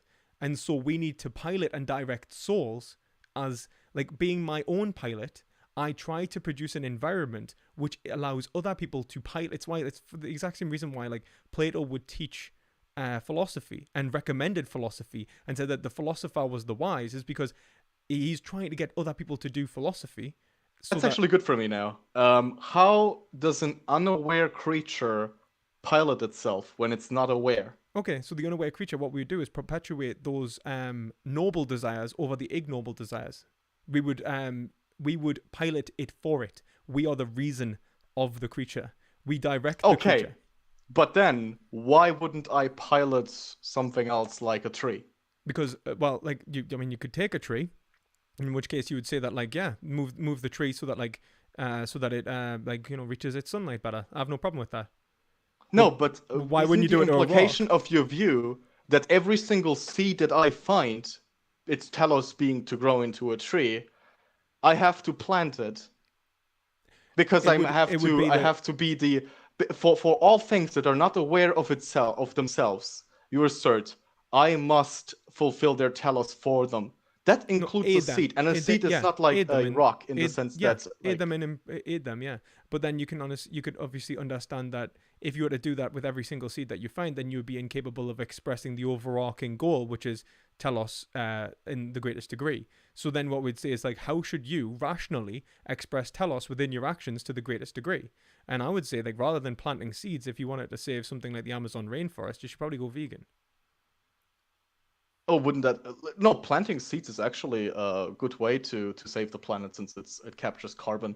Look at it like this. Oxford study. But that's a good point. That's a good point. I'll give you an empirical analysis of that, though.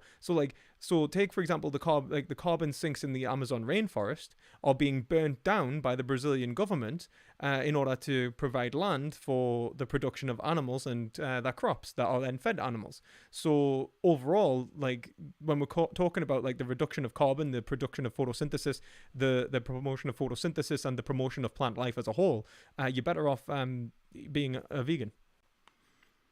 Yeah, but wait a minute. Say we looked at plants just now, right? And planting seeds, right? And having to plant as many as possible. That's why I get that's why we get into kind of a problem, right? Because why would if it's okay for me not to plant certain seeds, right? If that's okay for me to do, then why is it not okay for me to not kill an animal for food? Well, if I can ignore the telos of that thing in one instance, one of these unaware beings that have a telos, why can't I do it in the other? No, but this is the thing. You can't ignore telos. That would be the difference. And I would say that in which case the consumption of animals is the actively dismissing telos to the greatest degree. And also I would say that it's like as well, I would say that, like, we don't want to be we need to remember that what we are talking about is not the best thing for a tree. It is the best thing in a relation of the tree in relation to the good, and the good is the perpetuation, if it's unconscious, of noble desires, and noble desires can be understood via reason. Okay, fine, but how does that bring you to I don't see how you can differentiate between plants and animals. This isn't my metaphysics, man. I'm working with yours. No, but like on this, that's why I said what I said. On this account, I do not see how you could differentiate between animals and seeds, right? Like, what is the fundamental reason why I would, like, for example, try to perpetuate the telos of a chicken and not the one of a seed? Well, it's the same with a human. It's like the way in which you would ultimately treat other humans is in relation to the form of the good, is it not? It's like has nothing to do with their own individuated goal. Yeah, but I mean, like the way I see it is, I'm like the okay, wait, no, let's stick to this account. This is exactly the problem that I'm talking about. You're not everyone. You're just yourself. Mm-hmm. I don't understand how this But works. then you're just yourself. But then, in which case, yourself is responsible for how you behave in the world in relation to the production of the overall telos, the form of the good. Like trying to meet the, trying to act in accordance with wisdom, and wisdom has Oh yeah, taught with us. nature, it's okay. Yeah, yeah. I see where we're going. I think I finally caught up to this again. Yeah, you're acting in accordance with nature itself, right? And Yeah. nature itself is like the entire thing that holds stuff together here. Mhm. Would that be yeah? And nature has taught us that its fundamental goal is the perpetuation of desires, and we can differentiate through reason whether which desire is good or bad. And Plato, I would argue, does so by differentiating desires which are beneficial to overall desire. Even so, like for example, he seems to differentiate like hedonistic kind of consumptive desire is not the same as like the desire to be honorable, and like although or love beauty or something like that, and move towards the perpetuation of like of the form of the good. And the form of the good is I mean, the issue is that it's so abstract that like talking about it is actually nonsense, like in I would argue. uh, Yeah, it's hard. It's hard. I no, I um understand. But my problem is this, right?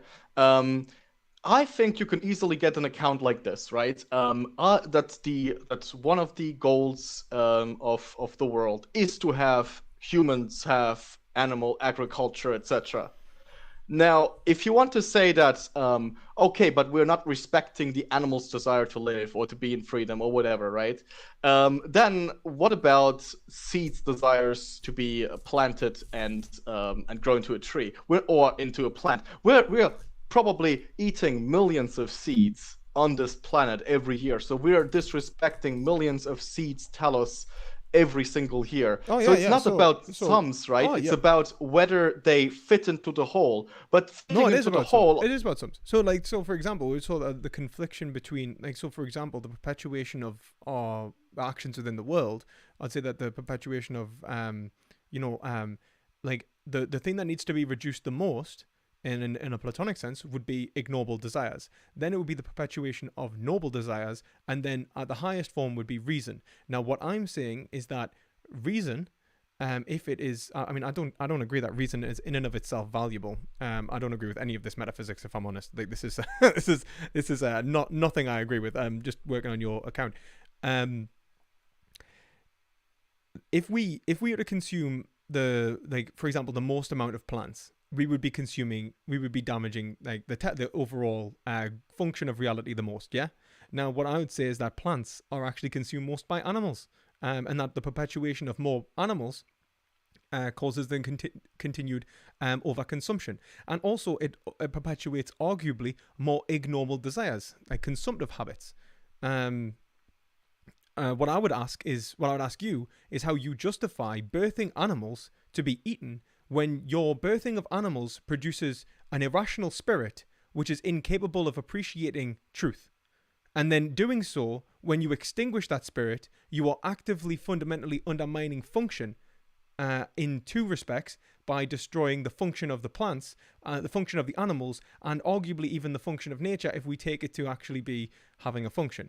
Like, so why? this would directly lead to antinatalism.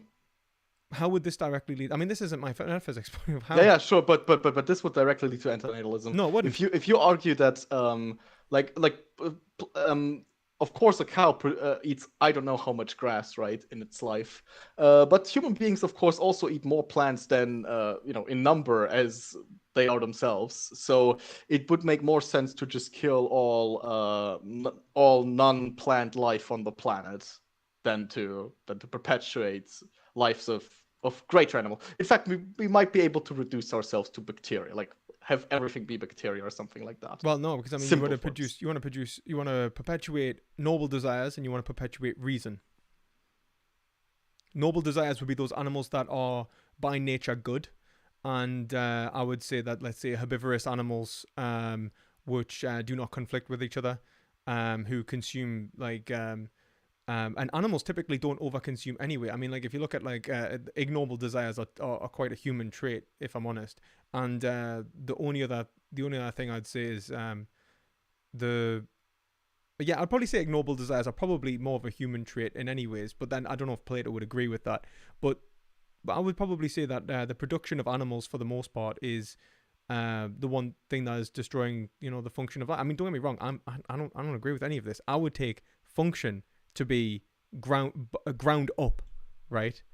And obviously you're the one that has to go and resolve your metaphysics after this, right? But yeah, I will definitely.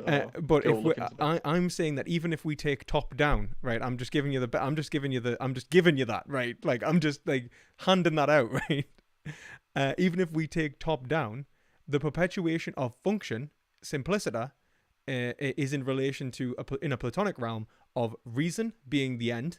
Like, reason is seeking truth, and the rational spirit is the best spirit, and so the perpetuation of rational spirit is justified, whilst the perpetuation of irrational spirit is not. And arguably, this may lead to maybe an antinatalist approach in our culture, where we'll have quite an irrational, hedonistic, consumeristic culture.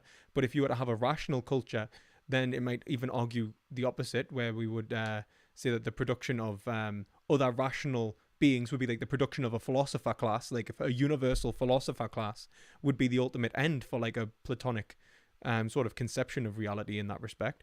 And that would be justified, but then only so far as it reflects the function of reality. So then you would say that, okay, well, we can eat plants to sustain philosophers, but because it's overall better for the telos, which is in respect to reason. But then again, it's I guess Plato does differentiate as well. Like, not like Kant, he differentiates the good will from the good, right? Like, me acting in the world isn't the good anyway. So what I would ask is, like, if the telos of reality is function, and that function of reality is to what is it to do? Like, I'm going to ask you, how do we move that abstract to reality anyway?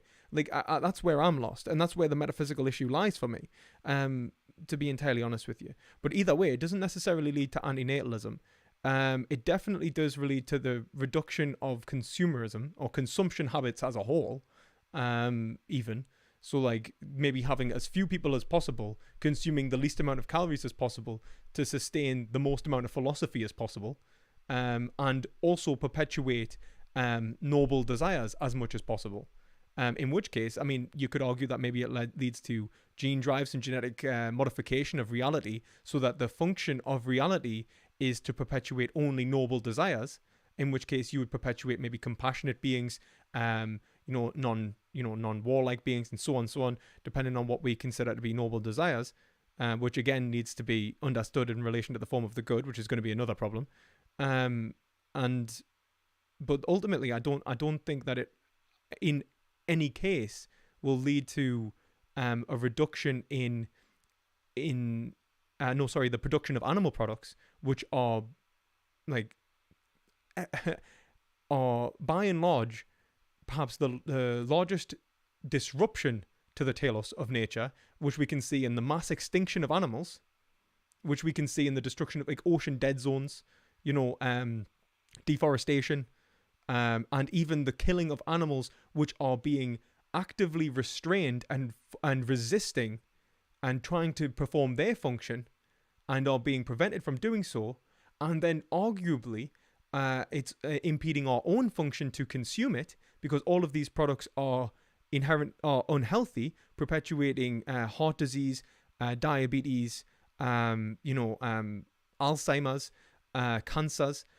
So what is it that would justify, with your meta-ethical view, the production of animal products?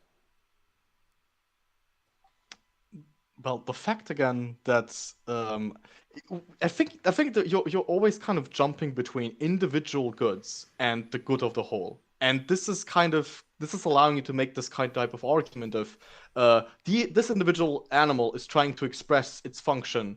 Why would you not let it? But when I talk about my own individual function, which I'm trying to express, and which I'm supposed to then restrict for some reason, via using reason for other things, um, then there I'm supposed to look at the good of the whole. So like you can't have it both. If there is the good of the whole that is unlike the goods of every specific individual thing, then I can make the case that good of the whole is not to perpetuate the goods of individuals, but something entirely different that includes the consumption of animals by human But beings. wait, I guess this is my issue, is because you say that it's empirical by nature to find the telos, and that's why I'm always relating it back to, let's say, the nature of a cow, the nature of a human, the nature of a plant, and that's the only reason that we're going that way. Otherwise, it's abstract, lofty, and unintelligible, and unapproachable to reality, and that's your metaphysical issue. It's your metaethical issue. How you would move from duty, like if you're doing duty, like what duty? What is your duty? And you're not going to be able to differentiate that with this metaphysic right now. Right? Now, that's not my problem. But what I am saying is that you then took it to be empirically grounded. And I'm saying empirically, if we take function, telos, to be grounded, and nature has a function that the production of animal agriculture is the number one destruction of nature and the way in which it behaves. That animals are being prevented from living naturally, and since nature is the end, then the artificial confinement of animals, the artificial populations of animals, the artificial destruction of nature, the artificial destruction of wildlife as a whole is ultimately defying the empirical basis for your understanding of telos. Now, that's your understanding of telos, not mine. Okay, wait. I don't take nature to mean like, this type of understanding of it's just the forest and animals doing their thing in the forest or whatever. Nature is just what's governing the world. That's what it is. That's where it comes from, right?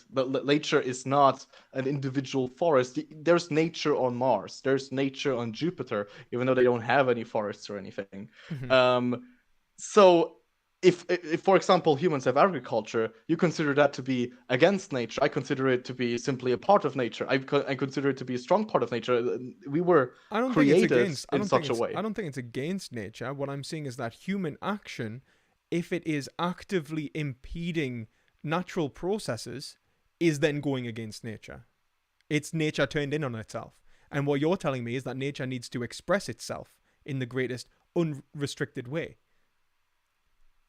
Well, I don't take nature to be everything that I'm not. I never said Like no. that my body is not. Nature is everything. Yeah. But like it includes me. Yeah. It's like it's not I everything I that I'm not. understand that. I It's me understand too. that. But then if you're saying that like what I'm saying is that then you as a rational agent piloting itself in this as nature, you are nature trying to express its telos in the greatest way. And so what you are trying to do then is perpetuate natural processes to reach the overall goal which they rationally seem to be moving towards. Okay, I'll write this down as the issue of the good of the whole and the individual's action. Okay, and I want to actually write first, so then I can present you something that we can read and look into, Yeah. rather than this is not good. This I think we're both getting a little lost in all of this. Oh yeah, yeah. I'm not gonna lie. It's some messy stuff. But I mean, what would you suppose? Like just to continue, just to try and see if this is like going the right way though. What would you suppose the function of nature would have to be to justify animal agriculture? Well, the function of nature as a whole can, I would say, probably not be described again in just a simple principle, like that can be put into words. So if it can't be put into words, then But how is that? That's not empirical again. That's the other way around. no. See, my point is that I'm here, and my body can like produce sentences and propositions and argue with the like etc etc etc. That type of stuff is stuff that my body can do, right? Um, and what comes from the top is simply the base principle of how I ought to do that. Nothing else. Now, the empirical investigation is there for me to But ought implies can. to do individual actions. Like when I wake up in the morning, I'll look into what I have in my fridge to make the decision of what I'm going to eat. That's what I mean by empirical investigation here. Now, the basic good of how I behave is simple and not to be you can't express it in words like that itself, but I can express into words why I'm doing individual actions, because this basic principle is giving me a way to reason towards what individual actions to take. Well, I mean, there's two things to be said there. There's the fact that obviously, with you being confined in the world, I can understand that your reason is confined to like this bodily, earthly here and now. And what you're saying is that the abstract form is not the here and now. And so when you look into your fridge, you aren't going to find that thing which you should eat. You are going to find that thing which you can eat. And what you are given, though, is an ought. And so when you open your fridge, you are given a disposition towards reality which will move you towards the rational, and the rational will be in relation to what you can do.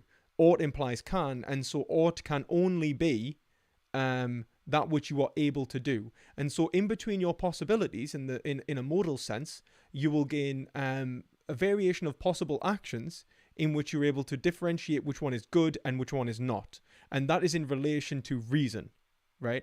And through reason alone will you come to the conclusions of what you should do, right?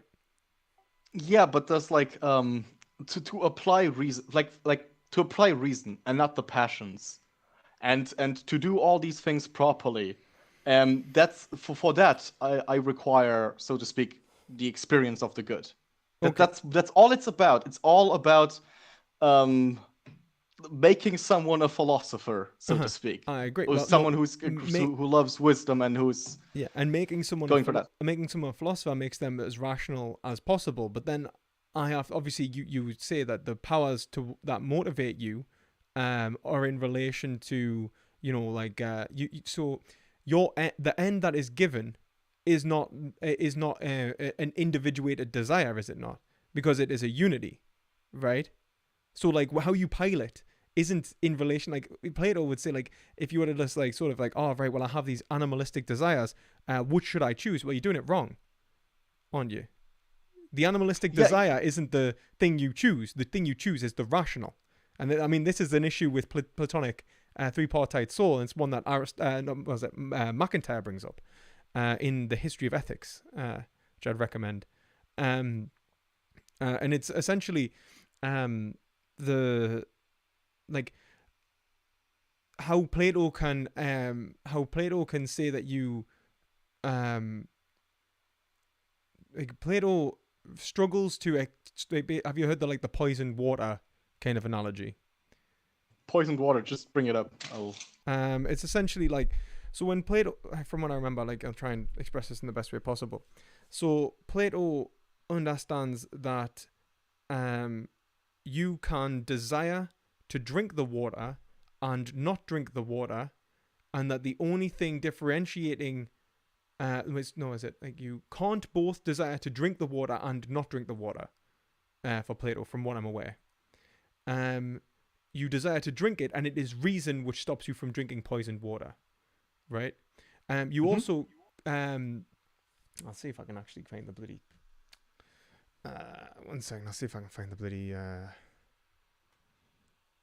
thing, which might make it a bit easier.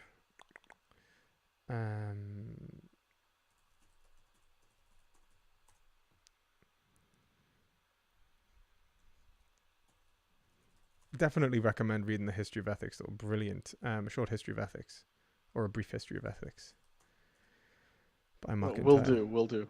It's brilliant. Um, and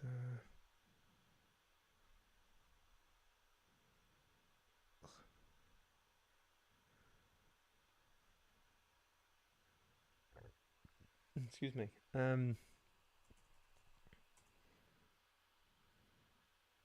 Right.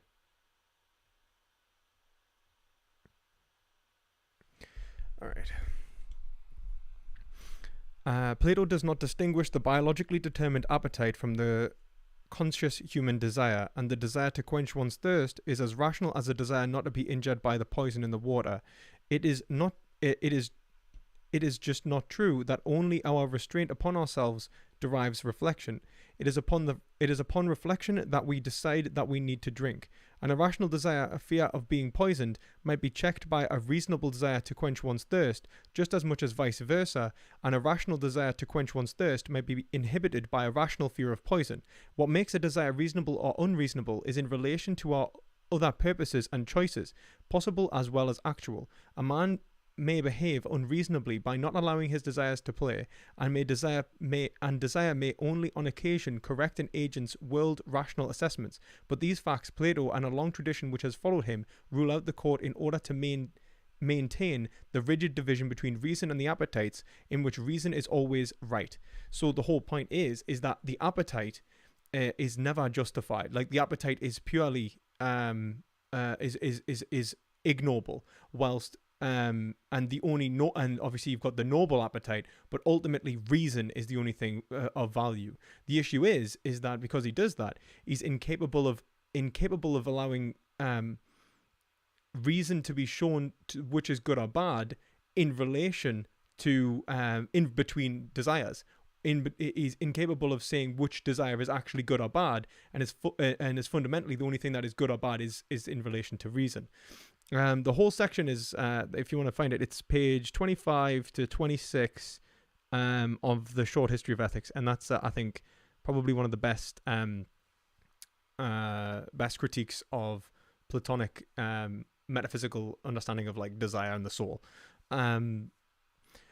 The whole point I'm going to get at is essentially is when you're trying to behave within the world, you are going to have some sort of fundamental understanding of reality and how ought to behave and what is good or bad, and that is in relation to to your function and not an abstract goal, right? And so I would say that when like Aristotle builds from the individual and to the metaphysical unity, then that's resolved, because your function, like what matters in reality, is based off what matters to you, and the individual becomes expressed through the whole, whilst with Plato, the whole is trying to express itself through the individual. And if we express the like, let's say, the partakes of reason to be the only thing that matters, it could be that, like, for example, starvation and death might be expressed the best because it removes the desire, or it might be that the perpetuation of only rational, purely rational agents, in which case we would form conclusions like destroy all life on Earth bar rational agents, or anything like that. I'm just wondering, like, how you would avoid coming to like some sort of like these sort of conclusions. I think the best way for us to continue this is for me to, one, read your book, two, go over those issues that we talked about, Yeah. and systematize my thought a little bit in through writing, because right now this is mostly coming from my intuition and like months of reading, and I can't recollect everything right now. I wasn't prepared for like full-on debate like this. Oh yeah, that's fine. That's fine. Obviously, I didn't know I was even going to be talking about Plato. Yeah. See, like, I would. I mean, you can do as you like. You don't have to prepare for like a Platonist debate. But if you want to, you can do that too. I will prepare myself, and then we can talk again. That would. Yeah, that's absolutely fine. Right now, would you say that there is like so? Right now, what would you say is fundamentally standing in your way of becoming vegan? Just out of curiosity, is there something that's standing in your way, or is it that you don't think that it's necessarily an obligation? I don't think there's something that's like stopping me physically from becoming vegan, other than maybe that I would really have to look into how I get every nutrient. I have a decent knowledge, but I don't think it's sufficient yet. Okay. But other than that, there's really not a lot.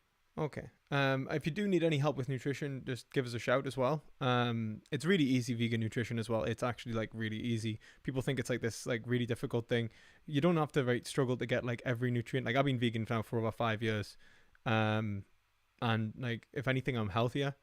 Um, I would say that like I don't even eat that much of a good diet. I just don't eat as much of shit as I used to, you know. So it's kind of like balanced itself out. But I would say like I'd say the only thing that you really have to be careful of is like B12.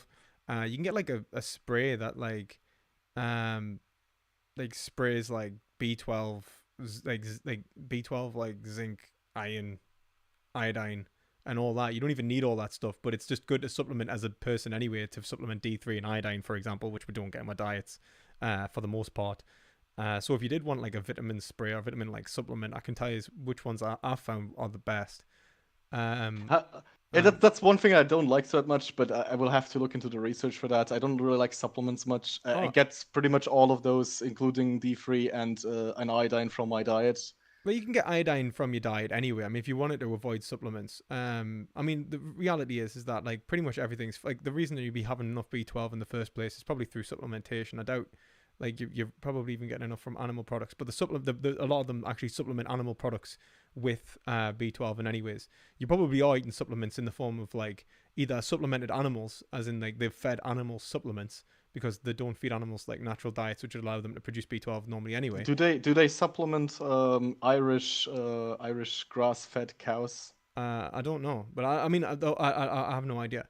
I mean, I guess the issue is that I mean, I guess I don't really see supplements as a problem anyway. For one, like supplementation, I would say is by and large a good thing. It's prevented many deficiencies in individuals, which would have otherwise caused them health issues. And I think that if you look like B12, it's in the exact same form as you'd be getting it from an animal.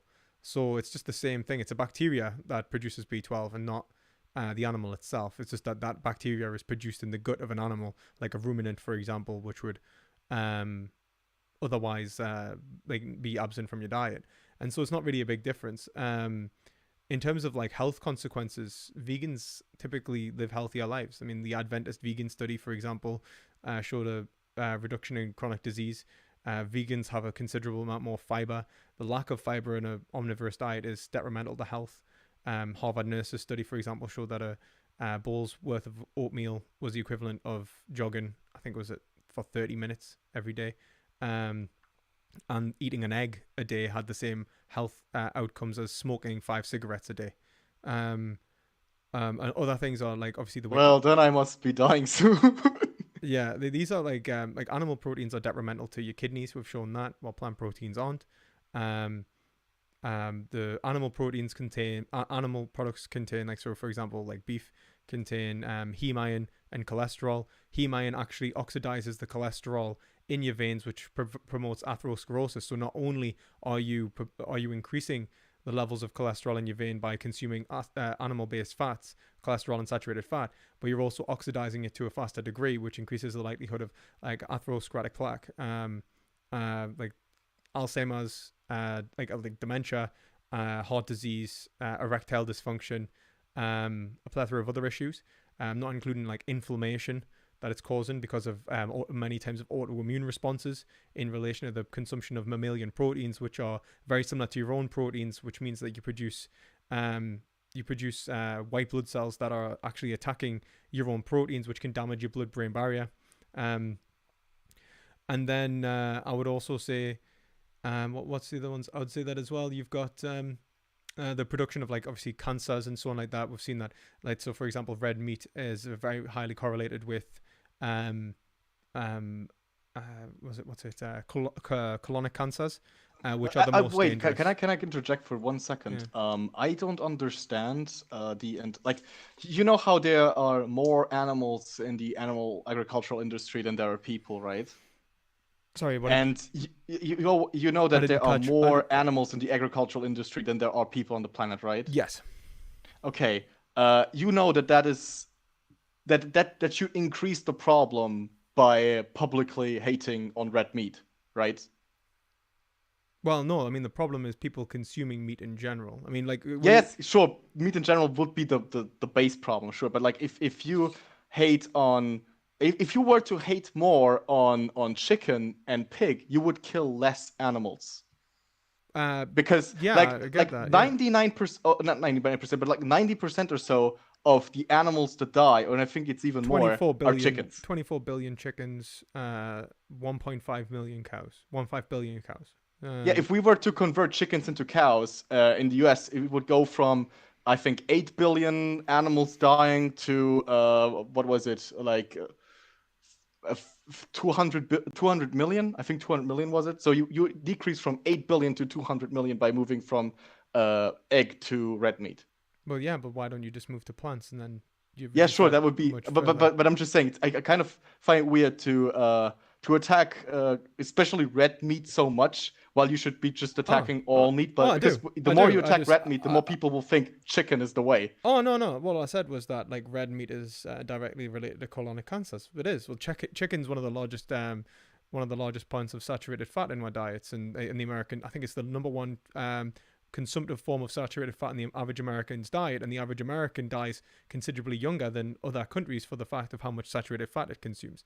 Yeah, And and obviously that's what makes people move to chicken. red meat is actually worse for you. That's not my fault. And like, Yeah, I know, but like it's just the more, I mean, this is about the activism really. The more you're driving that point into the public, the more people will move to chicken, who are pretty much the ones who have usually the worst conditions, and who, you will just have more and more and more and more of your animal souls well, like being harmed like with that. like Plato, I hope that people adopt the rational philosophical life and go vegan. Like, Sure, sure. Yeah. I'm not perpetuating the suffering of any animal. I'm actually trying to abolish the whole industry.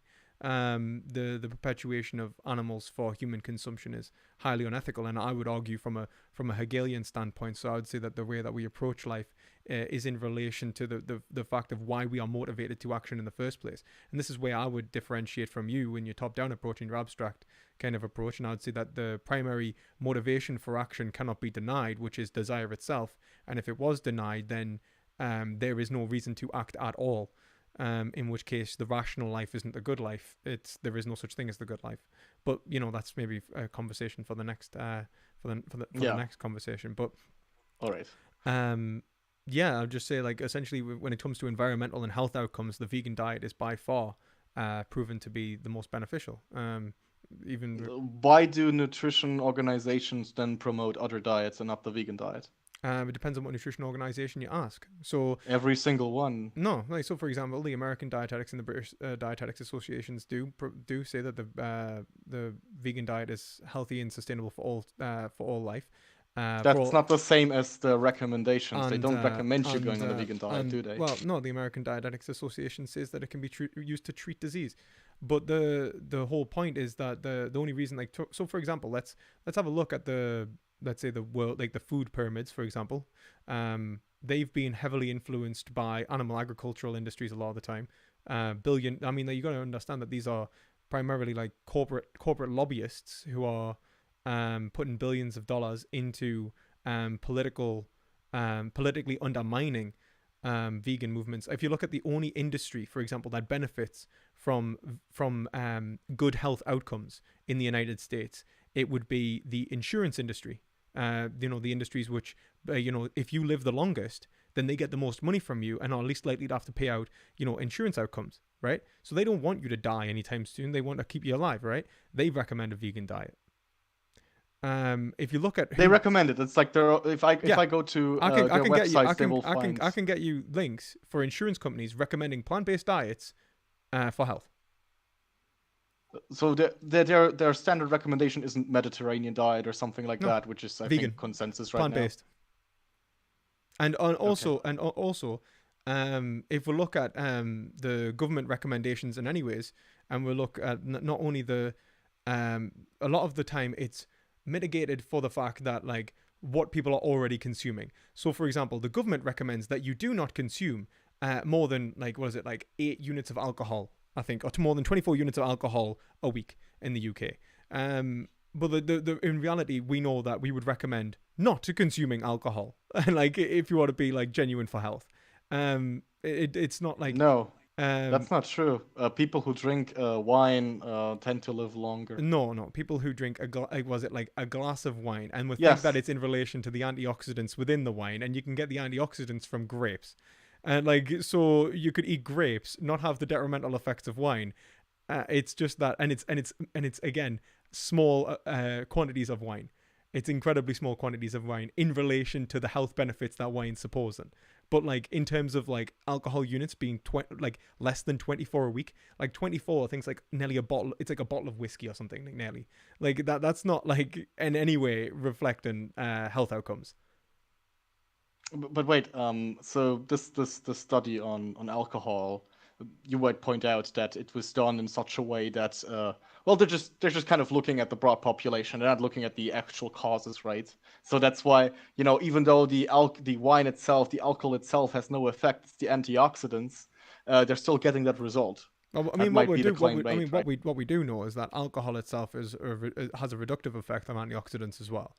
So like the overall like understanding of alcohol and its effect upon you is to say that like it's not the alcohol in the wine that's doing you benefit, it's the other substances in the wine. Like no one says alcohol is good for you. Like there is no organization in the world I'm aware that says alcohol is Okay, good for you. sure, but like, what I want to get at is, if I'm not allowed to make the conclusion from that study that alcohol is good for me, but we're kind of going down, so to speak, to individual parts that we know some facts about, So like mechanistic why data. then is it that we have to judge all the other epidemiological studies that are pointing towards veganism being healthy in the way of, well, veganism seems to be done a lot, so that's what's good. Why not a different type of interpretation? Why not say, okay, that seems to be our what we get, but there are all types of individual causes, and if we put them all together, we might get a But different we do picture. that. Like, This is why we'll have mechanistic data. So we'll have like, so for example, it's like with alcohol, let's say like, all right, a glass of wine is good, and I don't disagree with that. But then if we understand why it's good and we break it down into the mechanistic data, we can understand what is actually occurring within the human body, and then we'll have clinical trials in relation to where we could get, like, for example, a double-blind placebo-controlled trial in which we compare the health outcomes and the markers in an individual's blood who consumes a glass of wine versus, let's say, like 5 or 10 grapes, and so on. And I'm happy to say that those studies are relevant and valuable. It just oh, seems that's like good, yeah. broader health outcomes are usually obviously mitigated by the fact of like we understand like longevity in relation to mechanistic data. It's like, for example, one of the things I would point to is like, for example, the Okinawan diet, which is 60% sweet potatoes, and only 1% animal products. And it's like, if you were to then turn around and say, yes, but that 1% animal products, if you could show me that 1% animal products was benefiting their life in such a way that it was productive to longevity, whilst a 100% vegan diet wasn't, I would have to accept that data based on obviously clinical trials and mechanistic data. The issue is that the opposite seems to happen. The data has shown that the consumption of plant proteins versus animal proteins, for example, is more beneficial to life than the consumption of animal proteins. And so, in which case, I would expect that if we were to feed the Okinawan diet, people who are living the Okinawan diet, a plant protein source, we would see improved health outcomes. And I would love to see that study. You know what I mean? These are the things that would Yeah, that need see. to be researched. But like right now, what we do know is that a vegan diet is suitable for all forms of life, for all stages of life. It can meet your health outcomes and reduces risk of chronic disease, and also perpetuates the consumption of other nutrients, for example, like fiber, which are vitally important to longevity, as shown in things like the Harvard Nurses study, which was like a 25-year study on like 20,000 people, and things like that. Whilst animal products in that study were shown to have detrimental health outcomes, and then obviously the mechanistic data supports that, the way that cholesterol works within our bloodstreams and the calcification of cholesterol in our bloodstreams and so on. So yeah, like I'd say like wholeheartedly, like the evidence is lying on the side of a whole food, well, not necessarily whole food, but like a healthy plant-based diet. I see. I'll definitely look into that as well sometime, but right now I just want to focus on the philosophy. Yeah, that's fine. That's fine. That's fine. But yeah, thanks. And anyways, what was your name again? Sorry. My name. Oh, my real name or my Discord name? Whichever you'd Which do you prefer want? to tell us. Okay. My real name is Marcel. Nice. Well, it's nice to talk to you, Marcel. Obviously, let us know if you need if you want to have a conversation. Obviously, on like ethics, meta ethics, or anything like that in the future. And obviously, if you do decide that to align your actions with your ethic, that you are or actions with ethics and what is right. And I suggest checking out my meta ethics. You can check that out on my channel. That's morality is objective, even if there is no God. Then if you check out those things, if you whether it's your own meta ethics, whether it's my ethics, whether it's you read like I don't know Course God or something, and you're convinced by that, and you decide like, look, I would argue that the rational outcome is a vegan diet. If you need any help, just give us a shout. I'm happy to help. Obviously, I know that it can be difficult at first, but it's something that I would genuinely help and engage with. And obviously, I've got a community as well, and you can check out my Discord for that as well. My Discord's in the link in the description. There's a link for my Discord in the description. So if you want to talk to me or any members of my community about this, then yeah, like there are other philosophers on that server as well, and some with more knowledge of Plato as well than me. So yeah. Thank you a lot. Thank you very much, and I hope you have a lovely day. Oh, you too.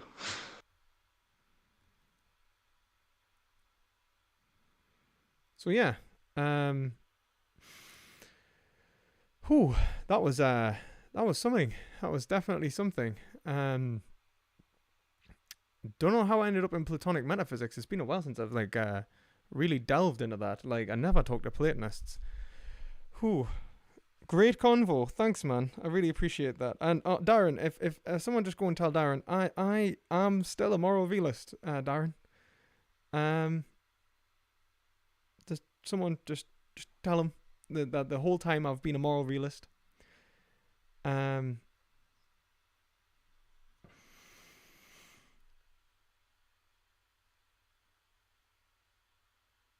You should ask to talk to President Sunday. He's been reading Hegel on Discord lately and is very interesting and well-read guy. Yeah, I'll give him a shout. Just yeah. Happy to.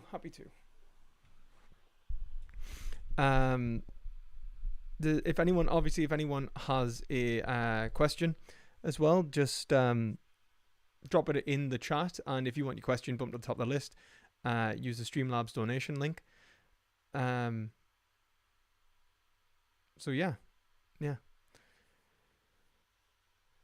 Have a quick Q&A before I go off. I'll stay for another 30 minutes and then I'll go off.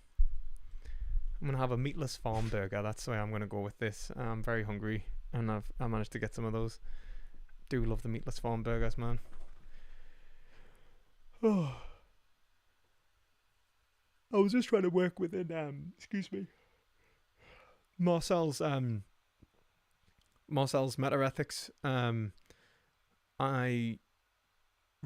would probably take it out of that. I was just trying to show that our understanding of good has to be tempered with desire, really. That's where I would go with it. But like, since that he thought he had like an explanation for his Platonic metaphysics that he couldn't articulate, then I couldn't push him on that really without just being a bit of an arse, to put it nicely.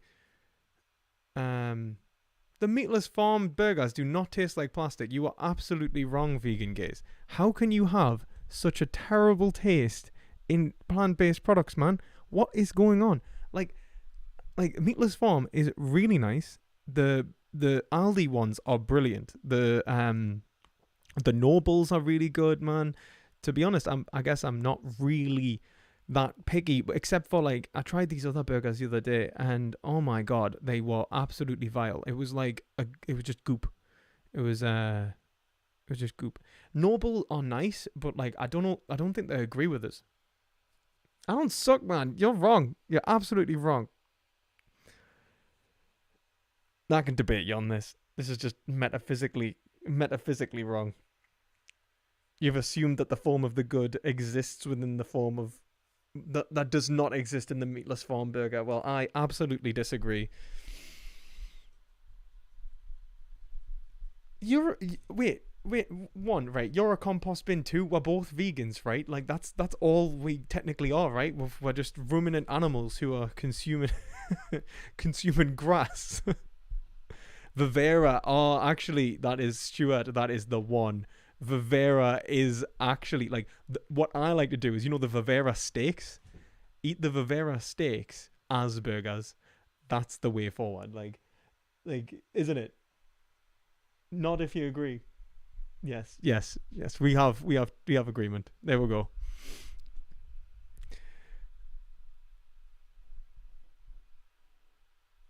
Oh, vegan gays, you don't actually think hemp milk tastes good, do you? That's just wrong. I like hemp seeds, but hemp milk is not good. Um, uh, he says something is unnatural if it goes against the ultimate good for people. He said a person killing another person is therefore unnatural. Have you heard anything like this? Um, is this the guy that is this Marcel from before?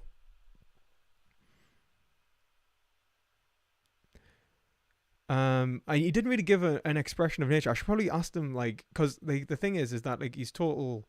To be entirely honest with you, his understanding of nature should be impossible, based on his metaphysics. From what I'm aware, nature should only be in relation to the form, and the form should tell you, the function in relation to the unity and the unity itself. So, like, to say that anything was empirical knowledge was possible, um, is absolutely wrong, whilst knowledge is only possible in the world of forms, in a platonic sense. Honestly, yeah. Vivera bacon is sexy. I've never had the bacon, actually. Violife cheese, 8 minutes. Add cheese 2 minutes before. Vivera and Violife cheese, oven. You see, here's the thing. I always like microwave the cheese, because if you microwave the cheese, it melts more. So like what I like to do is like maybe just get one side of the bread. If I'm being fancy, right? Like, so I get one side of the bread, microwave it, if I can, and then it goes a bit squishy for me. So then I like to like kind of toast it a bit, and then there we go. I toast it like either in the air fryer, or actually even air frying a little bit, but you got to be careful with the air fryer because it just totally destroys the cheese. And then like cheese wise, um, I like the Tesco jalapeno cheese. Vegan Gaze doesn't, but she doesn't know what's going on. And then I would say other cheeses that are good. Um, Applewood. Applewood is just really lovely. Like, Applewood's really nice. You can't ban the channel owner, Vegan Gaze. You can tell your friend that. Homemade burger sauce. That is I recommend Plant Pioneer burgers, peeps. I haven't had Plant Pioneer. I'll try it out though. Willing to try most of the products. Like, it's just some delicious stuff, man. Like I think I like a mix of like pea and soy protein burgers. Like, typically. Hey, you, Poochie.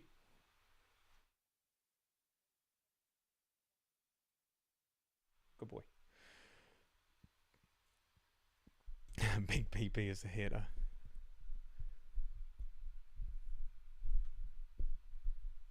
Um, It's too easy to overcook via live cheese. It really is easy to overcook. Can non-vegans stop pretending that their cow patty is analogous to a cow? That is analogous to a cow corpse. Um, what do you mean by that?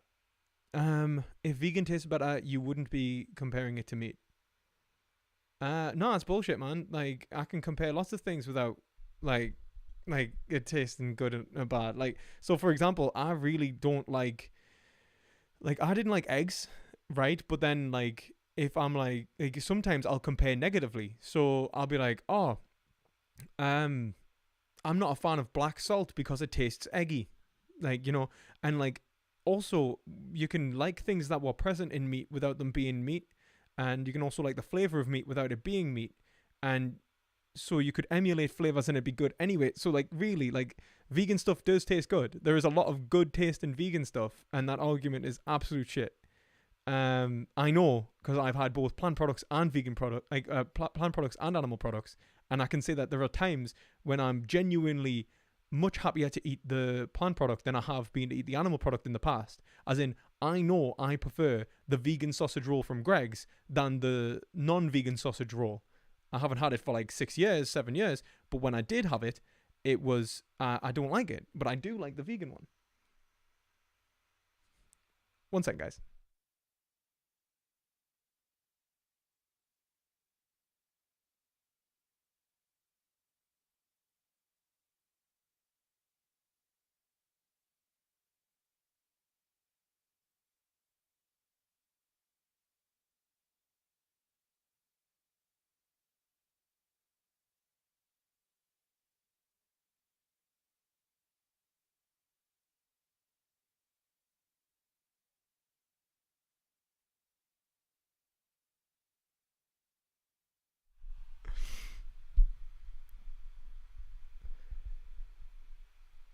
Uh, oh, the paddy comment was in response to someone else. What are you talking about, man? We have the same headphones on, I think. Oh, really? Did you get like what are the D77 Pros? I checked if they were vegan. Oh my god, my hair from the headphones. Oh my god. Um, there we go. Oh, vegan Richmond sausages, man. Oh, mwah, so good. But yeah, if anyone would like to support the channel if anyone would like to support the channel by buying my philosophy course as well, still 33% off as the pre-sale until the 1st of February when it goes live. It's an introduction to philosophy, from classic philosophy to the contemporaries in every major field. So if you want to understand anything that was going on today in relation to Plato, Plato is actually one of the philosophers I'm covering in classic metaphysics. So a lot of the knowledge which I've just spoken today will be expressed in the lecture on Plato and classic ancient Greek metaphysics. So if you're interested in that kind of, if you're interested in learning philosophy and understanding philosophy in a way that won't cost you £9,000 a year but give you a high quality education, then check out the description below for 33% off my course. So yeah.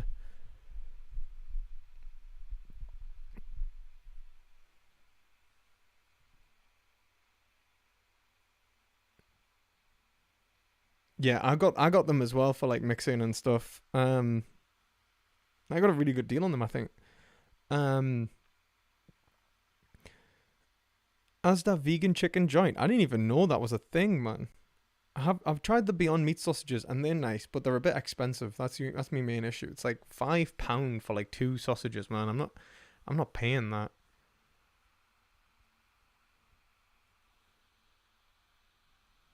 Beyond Meat uses what?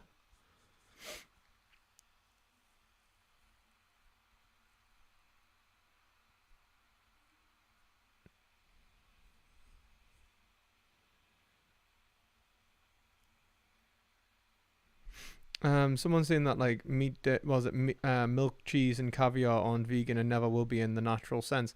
Why would you think that the words have anything to do with nature? Like the word milk wasn't derivative. Like so, for example, like coconut milk, like that's been a thing for like ever. Um, that's been a thing forever. So has and never mind. That's not how language works. Language is in relation to the concept which is being expressed. When someone is expressing vegan milk, vegan cheese, vegan eggs, whatever it may be, they are talking about the function of that product, like how we are going to use it, the appropriate way to cook it, the appropriate way to use it. Like there is no such thing as a sausage in nature. A sausage has been as an artificial construction for one. And when we describe a sausage, what we are describing is a food product which is prepared in a certain way. And so when we use like vegan sausage or whatever it may be, what we are talking about is the concept of the concept being applicable to this product. And language evolves in that way. Language is not stagnant. Language cannot be held stagnant by any sort of purism, puristic nonsense. There is nothing in language which is forcing these products to be animal products forever. Sausages will one day be vegan by default, when vegans are the dominant ideology of our culture. And so when people are selling sausages, they won't have to say vegan sausage. They'll just say sausage. and that'll be fine. And that's just the way that language produces. I've produced some logical errors in my defense of veganism. Well, if you care to debate them unbiased, I'm happy to have a debate. Not tonight, but I'm happy to have a debate.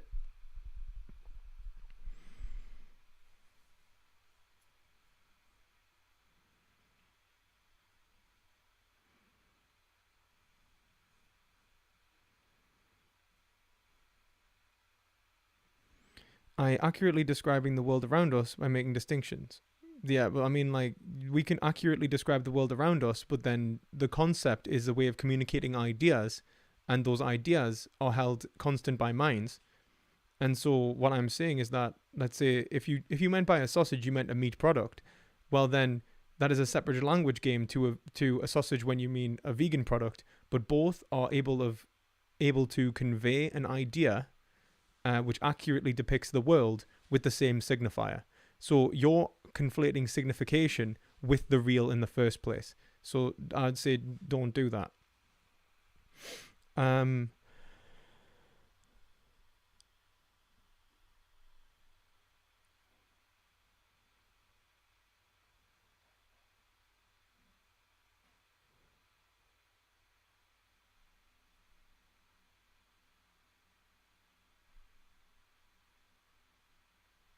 Unbiased, is that Marcel? Or is that like someone else? I thought Marcel was like another name. The process of developing Beyond Meat tissue tested the no-stop beef so that they could develop a flavour because they would be vegan. Oh, that's actually disgusting, Stuart. I can see why you wouldn't want to support that. That is actually disgusting. Like, how they would even justify that. It's whether the ends justify the means, I suppose. But then, like, what they could have done is basically just asked meat eaters in a trial group, really. Nah, it's someone else. All right, that's cool. I thought it was someone else at first, but then I thought they were. Must have got mixed up. Oh, thank you. It's okay.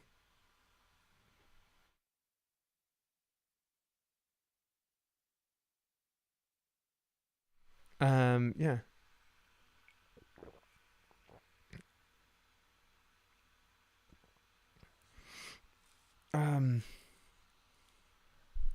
Oh, right. Right. So, do you disagree with veganism, unbiased? See how unbiased you really are. Um.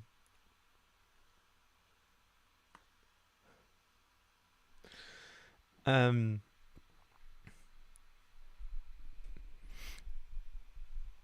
Right.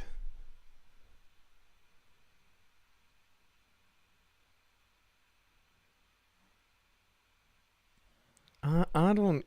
I don't know what you're talking about, vegan gays. Right? You can just assumptions.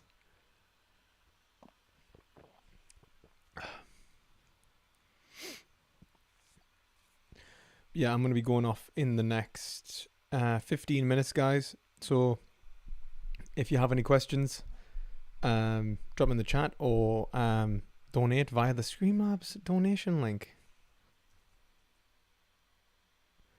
I need to actually go in after this. I'm going to go and make me course, some of my course. Excuse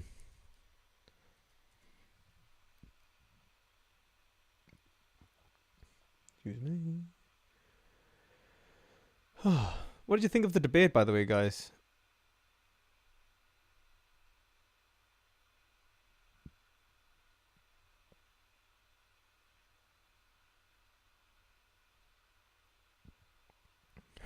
Excuse me.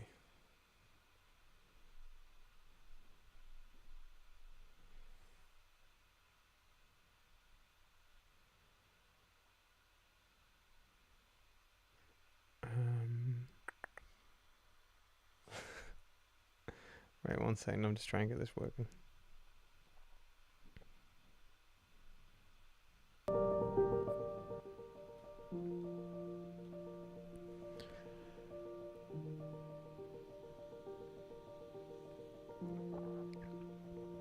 Thank you. I do believe I had the biggest PP in that debate as well. Thanks. Being the only PP in the debate.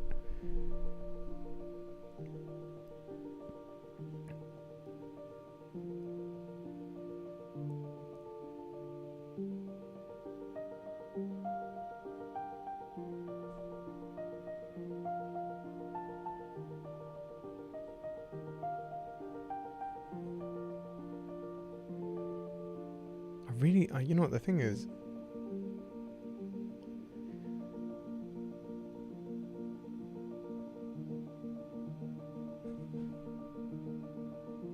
I really want to,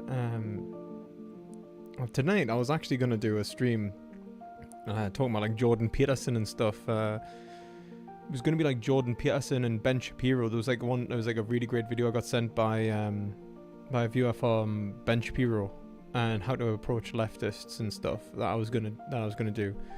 But it's actually quite nice that I got to do some veganism, man.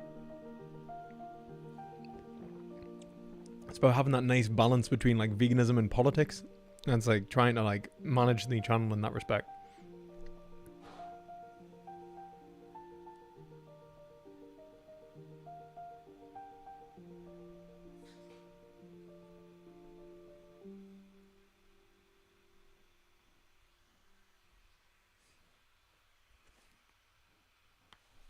Oh my god, can you see on my laptop? It sounds like it's gonna take off.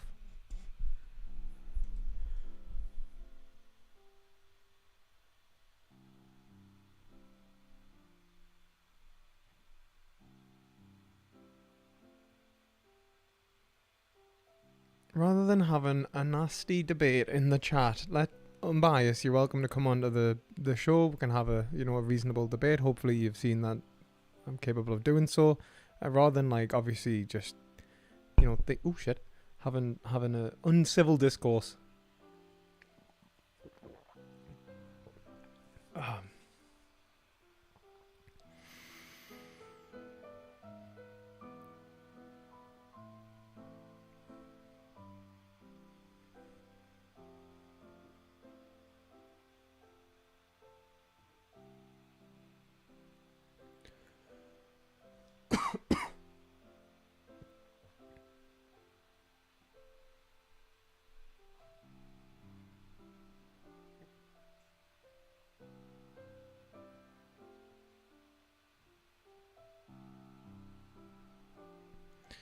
I'm happy to like.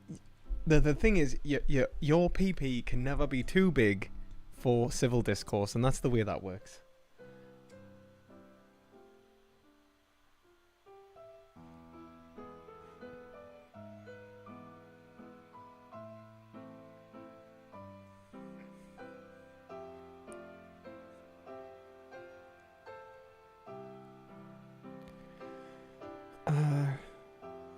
Good free source for moral critics of human ethics. Thank you. Enjoy your content. Thank you very much. I'll see. Is it Caden? Thank you very much, Caden.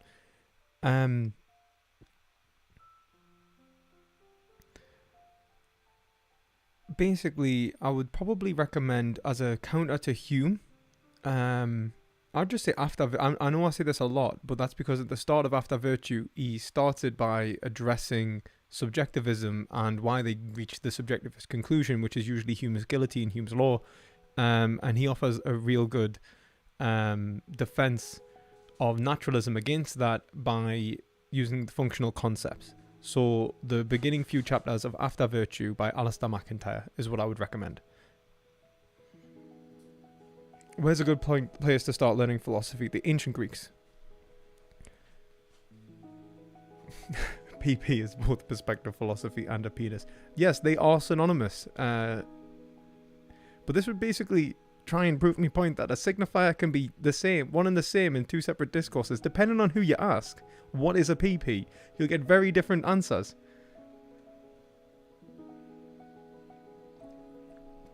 So Jazz Cabbage, it depends. Do you have a specific part of philosophy that you want to learn, or just philosophy as a whole?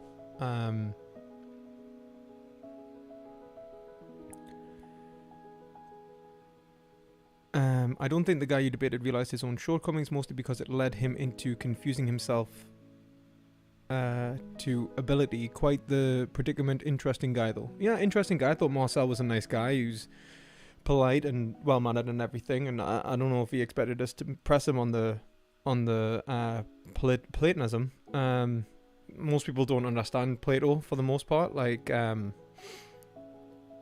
Plato's difficult, especially Neoplatonism. I support this fallacy. I like that. I do like that. That's good.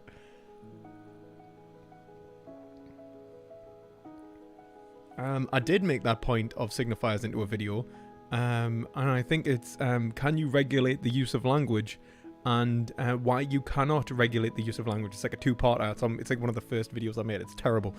Go check it out. Yeah, I agree. He needs to stop killing people to paying people to kill animals as well. Absolutely. The whole shebang. Jazz cabbage. Okay. Yeah, I just say the ancient Greeks. So start off with like early Plato is what I would recommend. That'll give you an introduction to philosophy. Then I would say get this book if you get the chance. It's such good value. So if you just want to get value, you can get this book here, which is, as you can see, it's well used. 1 second. It looks like it's been through a bloody war.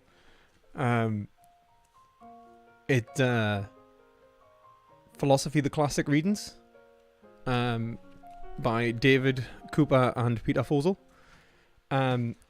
If you check it out, it's in me Amazon storefront as well. So there's like, don't know if you can see, but like there's ethics, inside. So like you probably struggle to see here, but there's ethics, epistemology, metaphysics, the whole shebang, every single major reading from the classics all the way through history, and it's brilliant. It's a brilliant piece of work. And obviously my course as well. Once it's you can pre-order that and get 33% off in the pre-sale. And yeah, that's going to do the exact same thing. That'll teach you philosophy.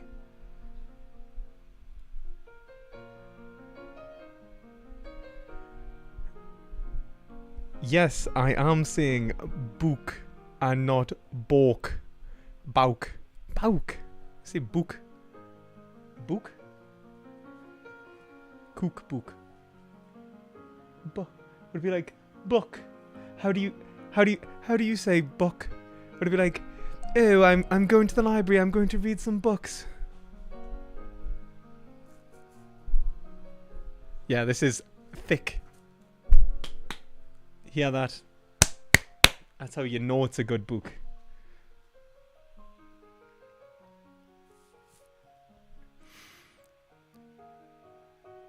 Hi Lewis, excited to talk to you soon. Oh yeah, absolutely Joshua. Haven't forgotten.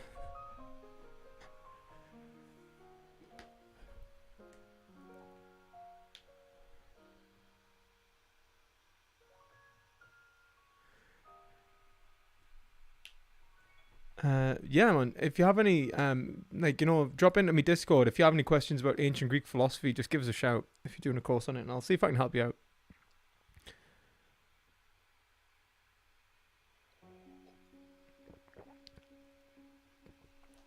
Yeah, man. This is thick. This is like, the thing is, it's like, don't be intimidated by the size of this. Really don't be, because the reality of it is that, so for example, like turn to a random page, right?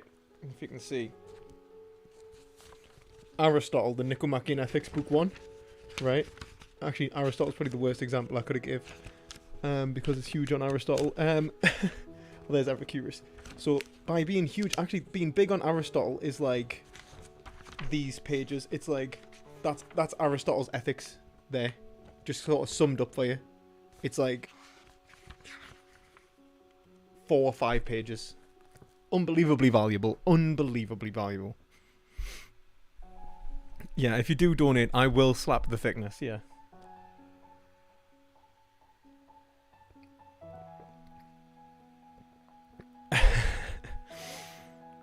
It's a very rational worldview to actually make meaningful distinctions between distinctions to what are everyday considerations. Neoplatonism is probably not different from this from in that sense. It's just our sense of things.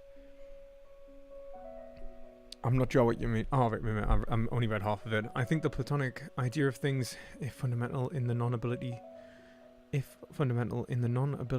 to not get a sense about something by thinking about it, you have to come down to on naturalism or some other wanting metaphysics. I'm not sure what you mean, unbiased. I'm not sure what you mean. Oh, thank you. Thank you for your donation. Slap the thickness. Yes.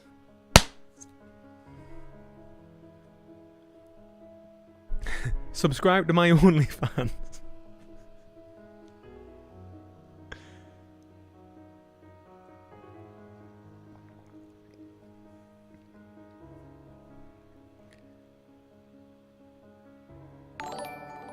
Oh, thank you, Jazz Cabbage. Thanks for the recommendations, kind sir. No, it's all right, man. If you need any help, just drop into the server. I'll give you a hand.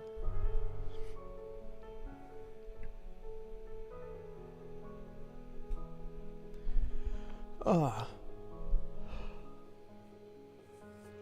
I'm gonna be going in a couple of minutes.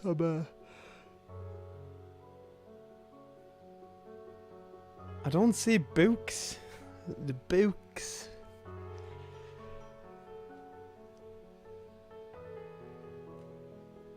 I don't think there's anything as slappable as this on the bookshelf, to be honest. This is the only book that is truly slappable. Everything else is like much smaller, really. Do I even have it? I don't even have very many philosophy books. I can see like Foucault, I think, from here.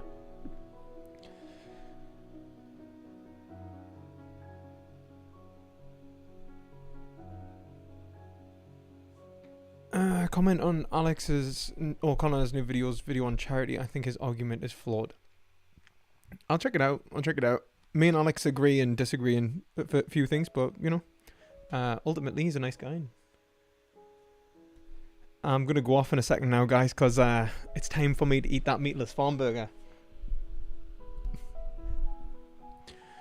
Thank you very much to Vegan Gaze as well for modding this stream. Really appreciate it, and obviously for helping out. It's very much appreciated. So slappable. Where do you want to arrive in your application and understanding of philosophy? There is no end, right? Like, I want to be as rational and as well read as possible to achieve the good life and promote the good life to as many people as possible. Have a good one, PP. I will have a good one. Thank you, Jazz Cabbage. Thanks again for the donation to you and Vug. Absolute salad. Right. Okay, guys. I very much appreciate everyone who's watched this stream. Oh, absolute salad for moderating. She absolutely is. Thank you very much, Vegan Gaze. That's really appreciated. Remember to like and subscribe if you'd enjoyed this stream. And meatless farm burgers are great. I'm going to go and eat one now. Remember, if you're interested in philosophy, to check out my philosophy course, An Introduction to Western Philosophy, which you'll get for a lot cheaper than going to university. And if you have any other questions that you want me to answer in Discord, check out the Discord link below. As always, I hope you've had a lovely stream and try to gain some perspective. Good night, everyone.